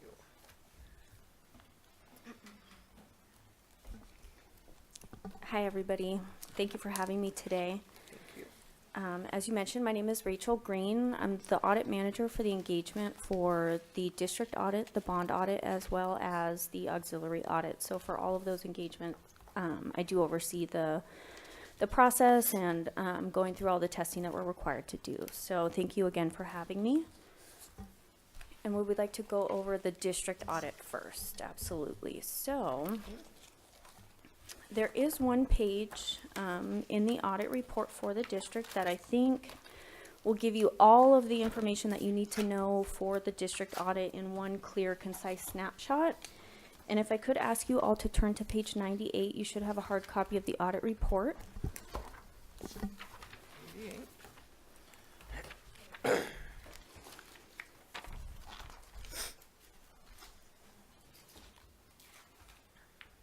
And so if everybody could take a look at page 98, this is what we call the summary of auditor's results. And so what this page does is it kind of spells out what we do and the 3 opinions that we issue over the district's financial statements. And those 3 opinions are outlined here. And so the first opinion that we give is over the financial statements, and it's we issued an unmodified opinion. And again, an unmodified opinion is actually the highest level of assurance that we are able to give you as your auditor. So this is called a clean opinion, and this is what you're striving for. So again, this is the highest level of assurance that we could provide. So we're happy that we were able to report an unmodified opinion. We had no material weaknesses over internal controls. Again, that's a great thing to note. We had no significant deficiencies over internal controls. Again, that's a great thing to note. And no non-compliance to the financial statements. Again, we're happy to report that there was no non-compliance. The next opinion that we do give is over your federal awards. And we had no material weaknesses to report in internal controls over the federal programs. We did have a couple significant deficiencies, which I'll call your attention to next. However, we were still able to give an unmodified opinion over your federal awards. So again, the highest level of assurance, we're happy to report that it was unmodified. Again, that's what you're striving for. And there was one program that we did audit as major, and that's kind of listed out here. That's the Student Financial Assistance Cluster, and you'll know that that is the largest program that the district does have. And the last type of opinion that we are able to, that we issue is the opinion over your state compliance and your state awards. Again, that was an unmodified opinion that we issued. So happy to report an unmodified opinion over state awards. I briefly touched on a couple findings, which you can find if you turn to page 100 of your audit report. And that will just go ahead and spell out the couple findings that we did have over the student financial aid cluster, which management is working on correcting and implementing the corrective action that's been stated here. I don't want to go into a whole lot of detail or read the findings to you. Hopefully you've had a chance to review those. They were related to the student financial aid cluster. And I would be happy to answer any questions about the district report or the findings.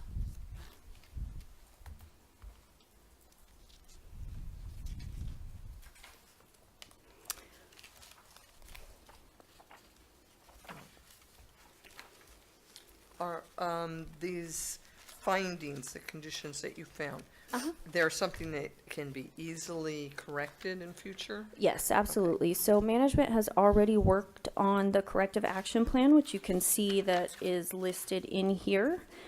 In the audit report, this is what the student financial aid director has said, okay, this is the process that we're going to implement to correct these deficiencies that we've noted. And again, they were significant deficiencies, which sounds really bad because you think significant deficiency, that sounds so scary, right? But actually material weakness would be considered much worse. So these are a lower level grade of noncompliance that we found. So again, still reportable instances, but it's not as bad as it sounds, I would say. And then the prior year's audit findings, the one that was cited there was corrected, correct?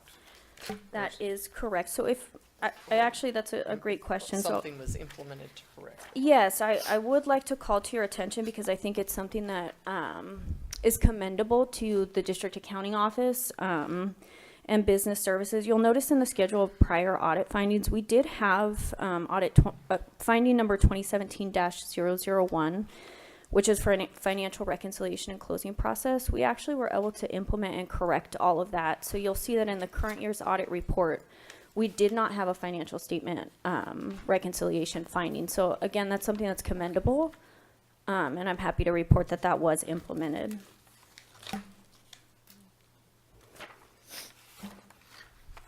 Are there any other questions on the district audit report? Any other trustees? The significant differences,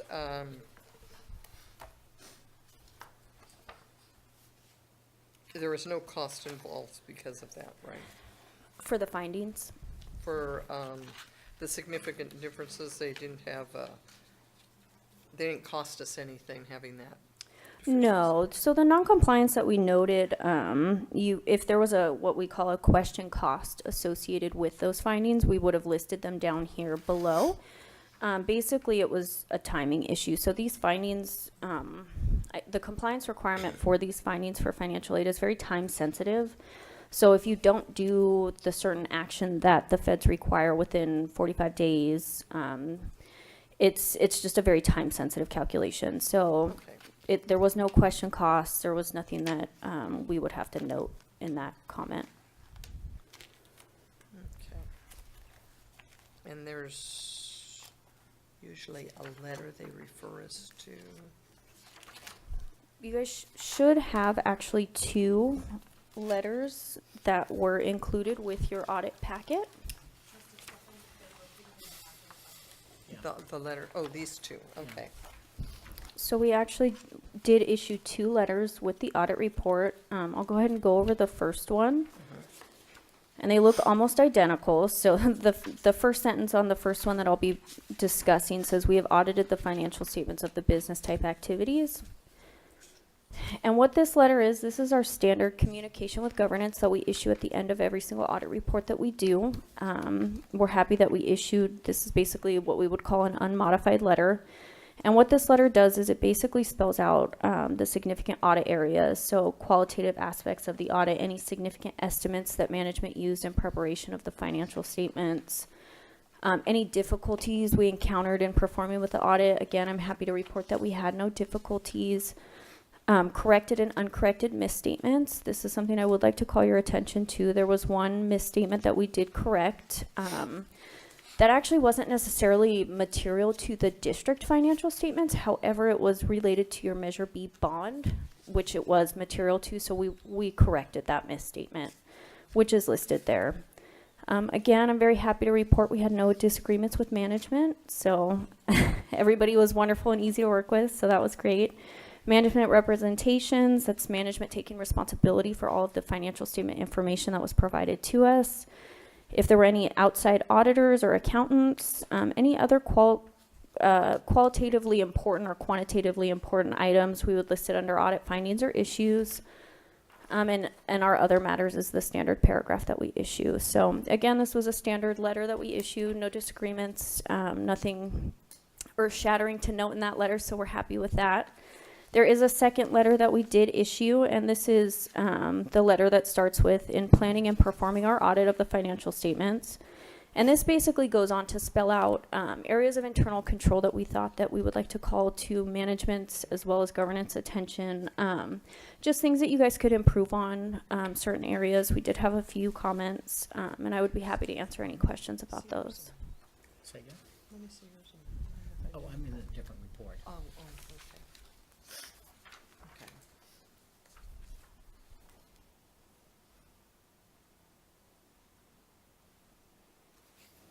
I'll ask later.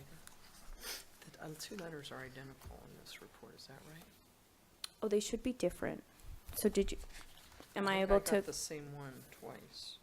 Are you in the general or Measure B? The general one, The for general, the whole district. it's,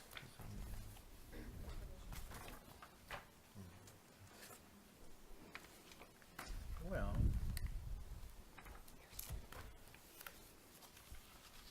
See, I got the observation one twice. I didn't get that. I'm sorry. Sorry. I did have one wrong. Okay. actually, So in we got the audit general, matters. I just have Okay. one. You just had one? There's supposed to be two. 2 minutes, right? Yeah, in the general, In the general? there. Yeah, that's the other one. See, I got two of those and none of the other. Okay. Okay, I'm sorry. No, We're that's back on okay. track. No, that's all right. I was like, no, these are identical. Take your time. You said they were similar. I did say that. I didn't think they were going to be Not identical, though. Okay. Go ahead. Anybody else have any questions? Everybody did get 2 letters, right? Different letters. Okay. Any Rebecca. questions about either one of the letters? And again, if you happen to read the letters later in more detail and do have questions, you can always send those over to Virginia or John and they can get them to us, and I'd be happy to answer any detailed questions you have. All right, so that will go ahead and close out the district audit report, if there's no other questions. And we can move on to the Measure B audit that we had.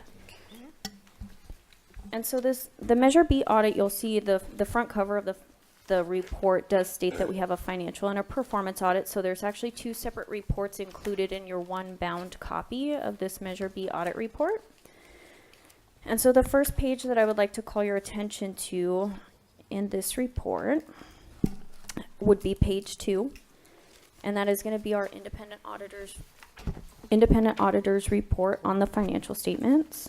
And if we turn to page 3, that's actually where we state what our opinion was over the financial statements. And again, it does spell out that we, the financial statements are referred to above present materially correct the respective financial statements of Measure B obligation bond.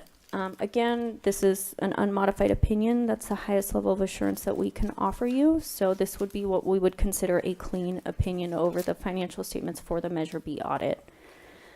So that's page 3. That's our audit opinion. And then if we turn to page 4 of the financial statements, this is the balance sheet for the Measure B fund. The next statement is going to be the statement of revenues and expenses. And then we go on to the notes of the financial statement, which of course are an integral part of the financial statement. So please do read those at some point. I will not read them to you because we would be here for a really long time. So if we can actually now move on to, if you guys happen to see page 17, that's the summary of findings, and the following page after page 17 will be the performance audit. And basically what a performance audit is that saying, did you guys comply with what you were supposed to do? Did you perform the necessary functions as required under Proposition 39? And so page 1 of this performance report details out what we were engaged to do for the performance audit. Again, it does state that the standards in which we conducted our audit, and it just kind of goes on and spells out what we did here. So if we move now to page 4 of the performance audit, the procedures performed, so this goes ahead and details out what we performed over the bond fund and our conclusion. And the conclusion states that the result of our test indicated that in all significant respects, the district has properly accounted for the expenditures held in the Measure B General Obligation Bond Fund, and that such expenditures were made for authorized bond projects. So again, this would be considered a clean, unmodified opinion, and that is the highest level of assurance that we can provide to you.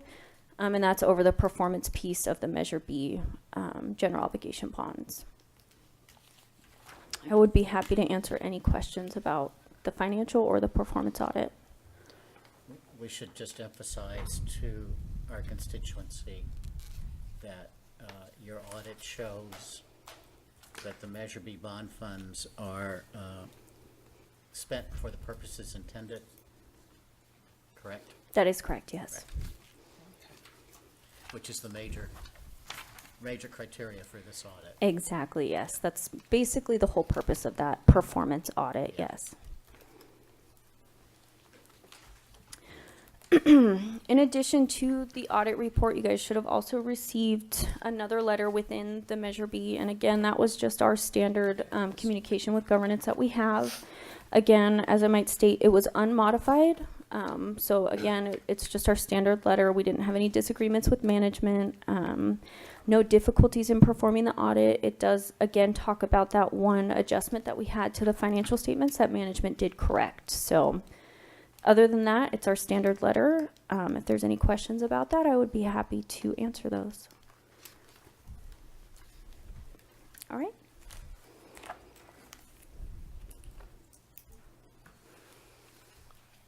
And do we want to move on to the auxiliary audit report?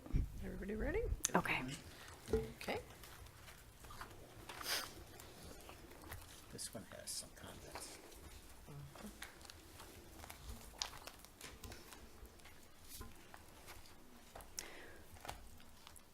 Do we want to wait for the screen, or do you want me to go ahead and get started presenting?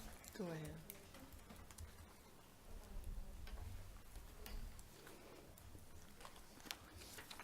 And I do believe this report has already been presented once by the engagement partner to the auxiliary board. Yeah, yes. So I believe it was maybe earlier in the month or last month. This was already presented, and Brandon was made available. Brandon, the engagement partner, was made available for any questions if you guys might have it. But I will go ahead and present the audit report as well. So if we do turn to page 1, I would like to call your attention. This is our independent auditor's report. So again, this is the only thing that we will take responsibility for as the districts and the auxiliaries auditors is the independent auditor's report. Everything else contained within the report actually belongs to management. So the financial statements, management always takes responsibility for those. So on page 1, we go ahead and list out the report on the financial statements, management's responsibility, the auditor's responsibility.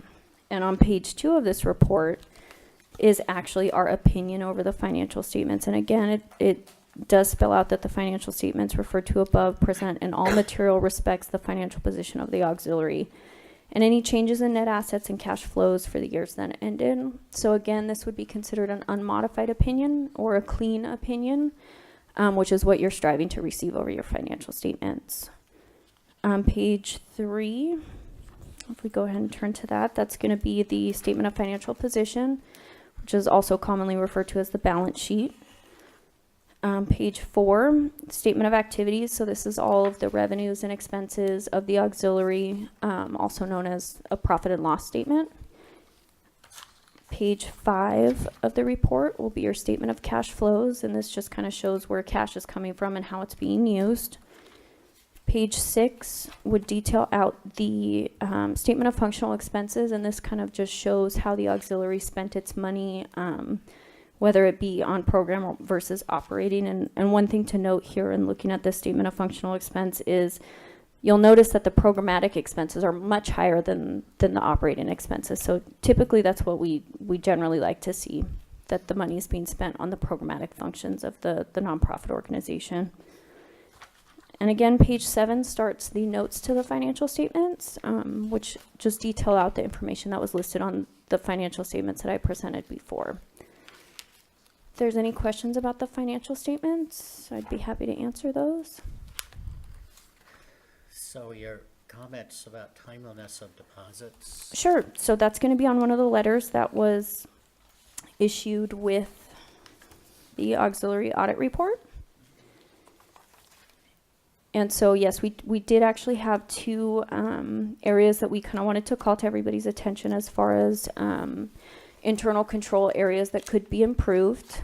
we did have a comment on our timeliness of the deposits, and we noted that 7 of the 40 receipts were not deposited to the bank in a timely manner, which means that it was in excess of 10 days.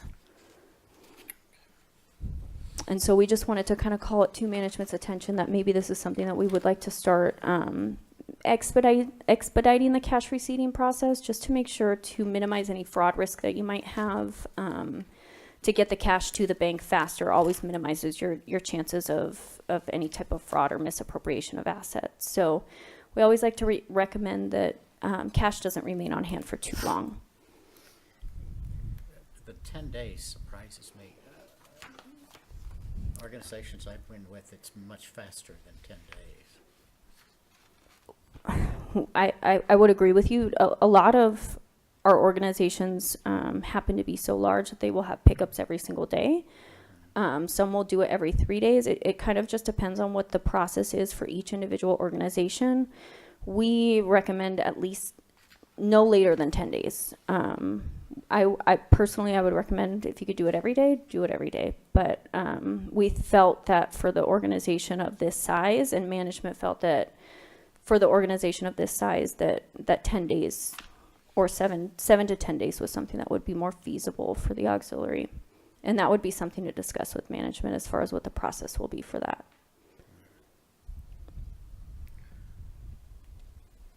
Any other questions?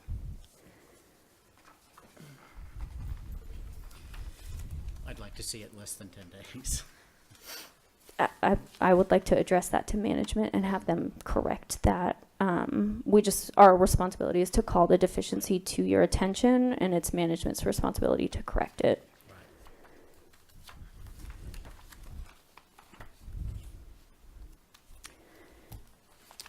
Any other questions on the internal controls The comment? second observation on that one, Uh-huh. balances, is that like a problem with not getting the money, not getting funded correctly, or why are the balances? That would have to be something that I would direct to management as far as why there was not sufficient backup to discuss those balances. Oh.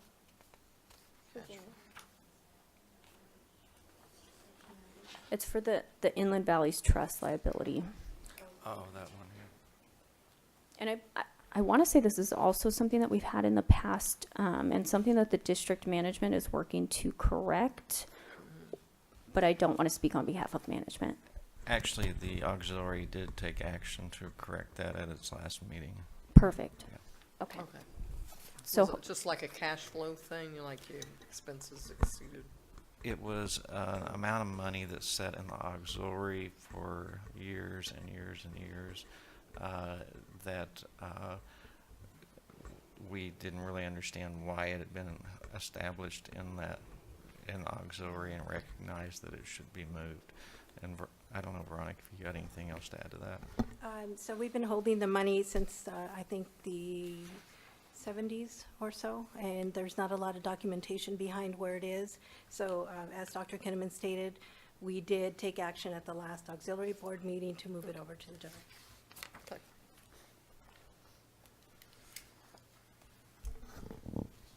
any other questions on that letter that you guys might have? So it sounds like the second comment has already been corrected, and then the timeliness of deposits management will work on correcting this year. And can you recall what that amount was? It was. Was it 10,000? It's roughly $10,000, Yeah, $9,700. That's what I was thinking. So it sounds like that one has been corrected. So in addition to that letter, there was also our standard communication letter that we did issue. And again, I won't bore you with the details of it, but it was unmodified. We had no difficulties in performing the audit. If there's any questions about that communication letter, I would also be happy to answer those, or any other questions about the financial statements.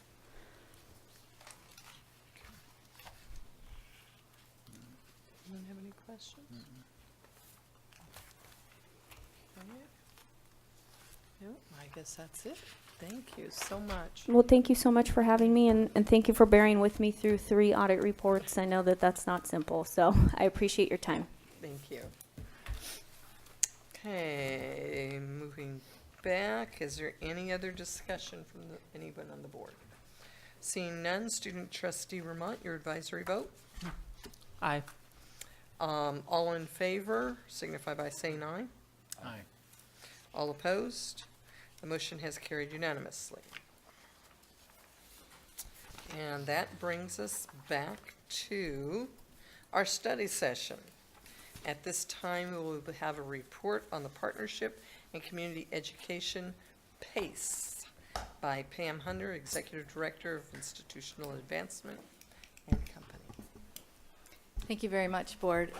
First, I'd like to introduce, I think maybe some of you don't know, Veronica Izareta, the Program Manager of PACE. And with that, we'll go ahead and get started.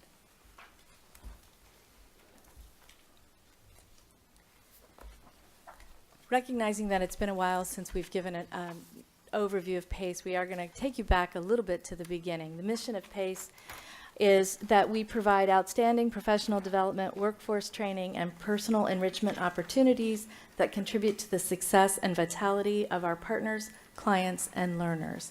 And I probably should back up and say PACE stands for Partnership and Community Education.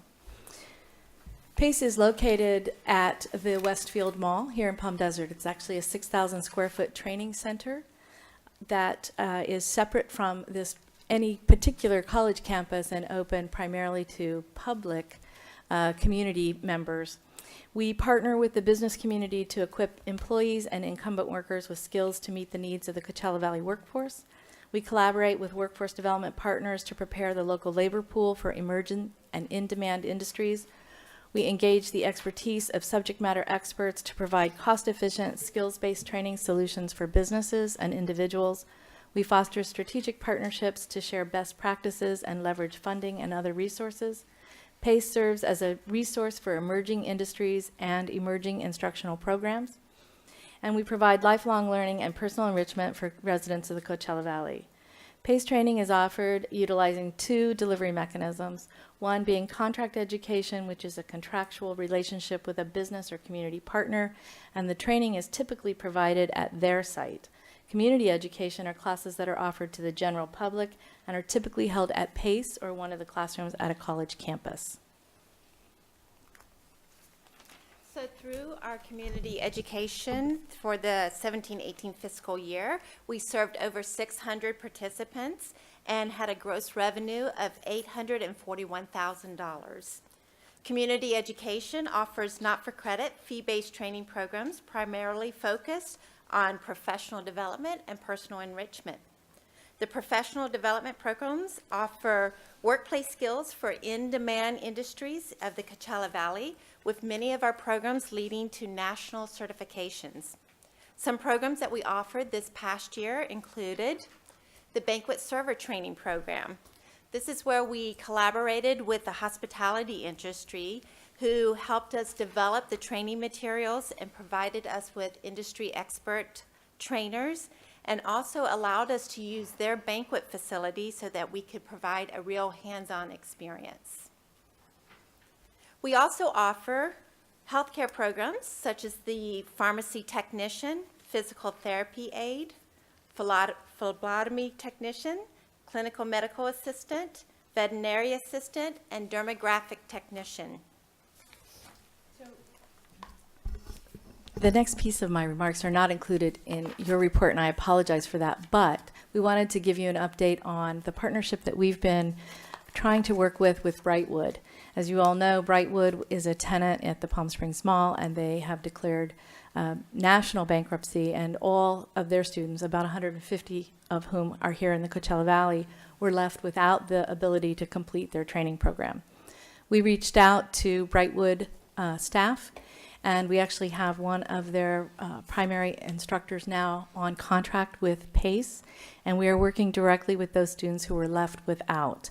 And really briefly, that was about 100 people or so that we have been able to service through PACE. We have a small group of students who were in the CMA program, the Certified Medical Assistant program, and needed only the last class, needed their EKG class. So we worked with our vendor that provides that training to PACE and College of the Desert students, and we were able to, for those 25 students, work it out so all they have to do is pay for that last module, the EKG module, and then their externship, which will be done for free, no fee.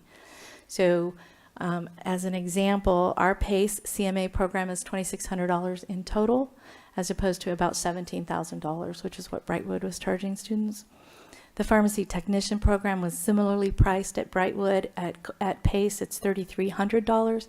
We're adding an entire new section of pharmacy technician training to accommodate those Brightwood students who were left without the ability to complete their certification. We believe total we'll have about 60 students that will transition for that program who will be able to actually get the certificate that they wanted and at a much reduced price. Another community education program that we offer is our Professional Security Officer, and we do that in collaboration with the California Association of Licensed Security Agencies, Guards, and Association, CalSAGA, and also with a local training company, Security Training Experts. This program trains individuals in the security industry from the basics to earn their guard card from the Bureau of Security and Investigative Services to advanced training, which will help them receive their baton and firearms permit. Other industry training programs include the LARA training that we just recently did, and that's the low angle rope rescue operation training for current firefighters.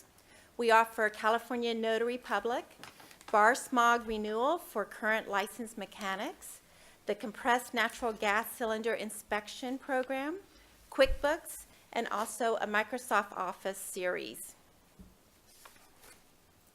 The cannabis program, we developed that in partnership with High Road Consulting Group, which offers 3 certificates, a certificate in state compliance, human resources, and essential leadership skills.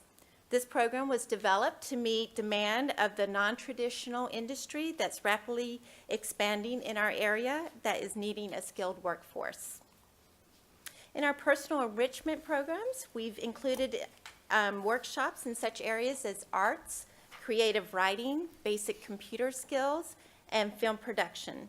2 new programs that we have this year is the Total Body Wellness and stand-up comedy.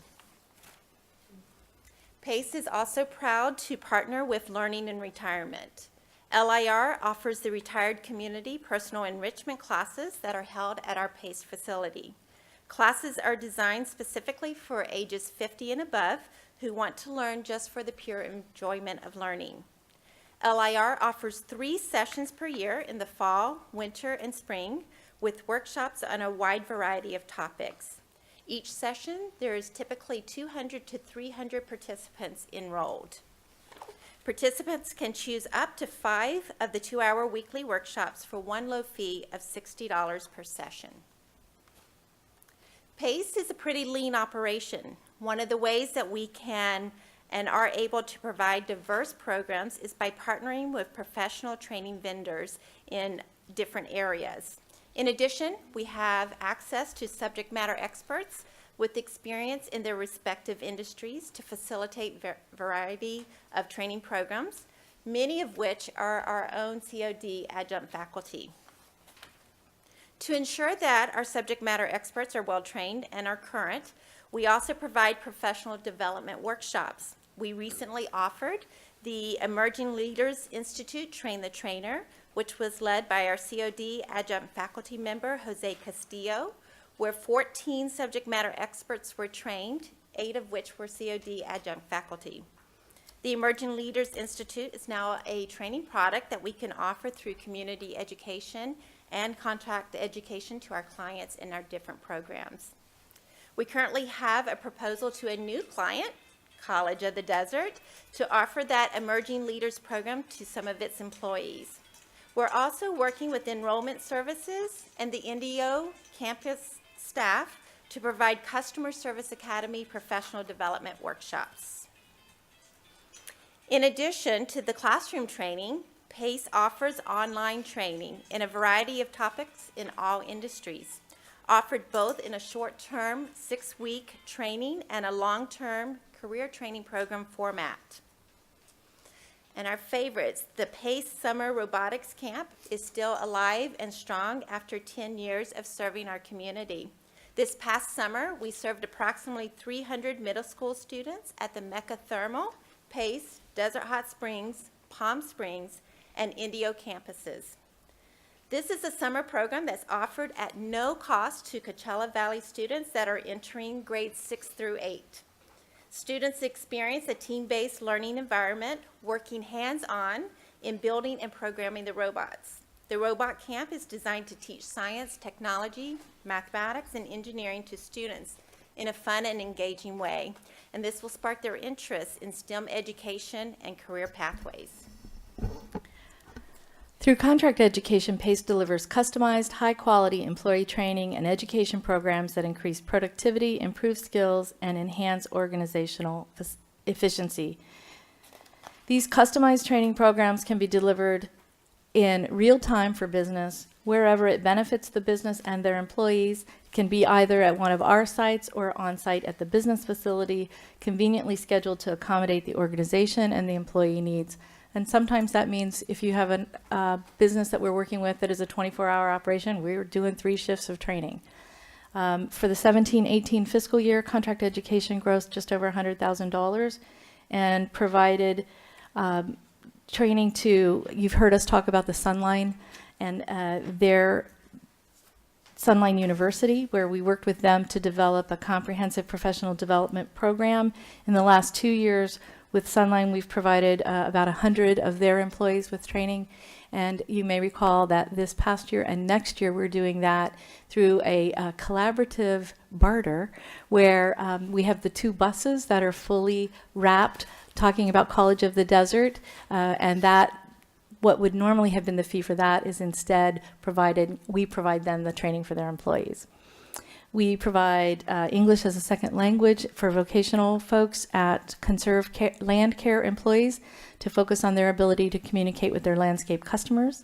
We've partnered with Res Care, providing computer skills and other training programs at the Indio Workforce Investment Network, the WIN Youth Center, for over 10 years.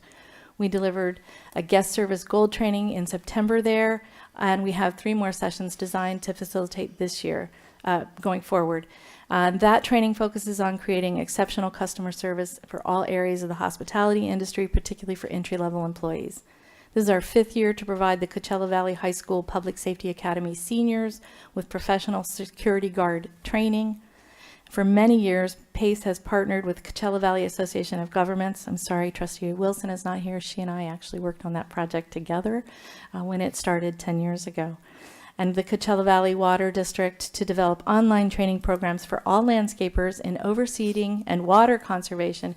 This too is a partnership because in order for these businesses to renew their city business licenses, they have to prove that their employees went through the training. Looking forward to 18-19, we have the Professional Development Emerging Leadership Academy with Sunline Transit. We will be working with the Coachella Valley Adult School to provide hospitality training workshops in banquet serving, guest service gold, and knife skills. We are working with the Torres Martinez to provide robotics camp at their site in addition to the ones we're doing at our sites. And then the Coachella Valley High School Public Safety Partnership Academy. Another service that PACE offers the community is our testing center, where we do assessment testing and proctoring, having in the year of 17-18 proctored 3,787 exams. And we did a gross revenue of $75,600. A few examples of test and national certification exams that we offer here is through a partner, Pearson VUE, who offers hundreds of different certifications exams. One is the California Basic Educational Skills Test, the CBEST, which is for teachers, and the General Educational Development, the GED certification. So GED students can complete their coursework here through non-credit adult education and then take their test at PACE. Another partnership is the Omega Math, which is an example of partnering with the college to serve our credit students. One partner is Performance Assessment Network, that's PAN. They offer pre-employment exams for the Transportation Security Administration, the TSA, Border Patrol, Drug Enforcement Administration, the DEA, and the Federal Bureau of Investigation. And we just recently added the exam for the FAA, Federal Aviation Administration. We also offer ServSafe, which is for food safety, and then the National Institute for Automotive Service Excellence, and that's for automotive mechanic certifications. Thank you very much for your time. If there are questions, we'd be happy to answer them. Pam, as you know, the Cathedral City government officials have asked for the cannabis training. Have we met all of their requests? We were in discussions with Mayor Pettis, and so those discussions will now continue, but with a different assigned person. So we are very much looking to, we've done only our cannabis training so far in Desert Hot Springs, but we will be expanding to Cathedral City. We are also in conversation with the city of Coachella, who has an interest. So we recognize that we need to expand. We just completed the final pilot in December, so now we feel really confident in our product. Okay. And I'm assuming that Cathedral City is asking for more than what was done at Desert Hot Springs? Everyone is asking for more. Okay. We're in the process of really developing what we believe, these are the classes we developed in partnership with High Road Consulting were fairly high-level coursework that folks needed early on as they were starting their businesses. What we know now is, like every other business, what they need is a skilled frontline. So we just, on this agenda, on your agenda this year, this month, we've added a subject matter expert who we have used many times for customer service, and she's going to be taking our customer service academy, working with some experts in the cannabis industry to translate those frontline skills to specific needs in the new cannabis industry. And we believe that, like most, that'll be where the big numbers are, because the frontline is the greater number of employees. So that's going to grow. Pun intended. Yeah. We're digging, grow, and all that green. Okay. All right. Any other board members have any questions? I do have one. I remember when close to the time, probably a couple of years after you first opened over here in the mall, that you invited us for some of the, like an overview of the personal enrichment programs. And you had a wine tasting that was excellently done. I can't drink wine, but I enjoyed it tremendously. You know, and it was very enjoyable. And I know that you were doing programs in the public for that. Do you still have those programs as well?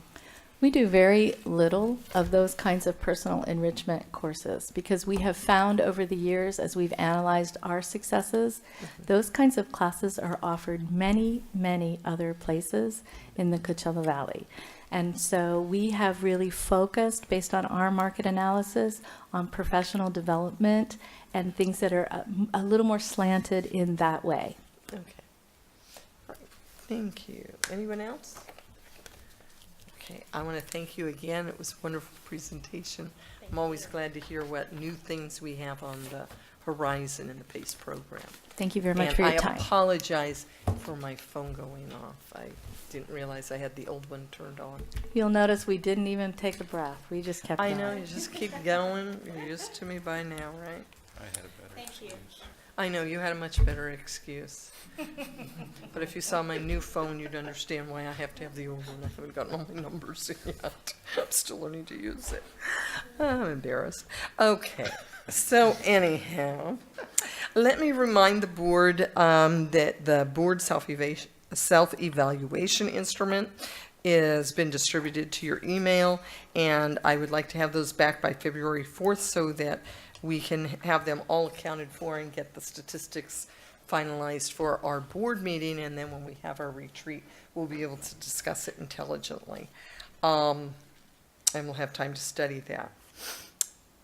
Seeing no further items, we would like to adjourn this meeting in memory of Greg Pettis, and I'd like to read a few remarks.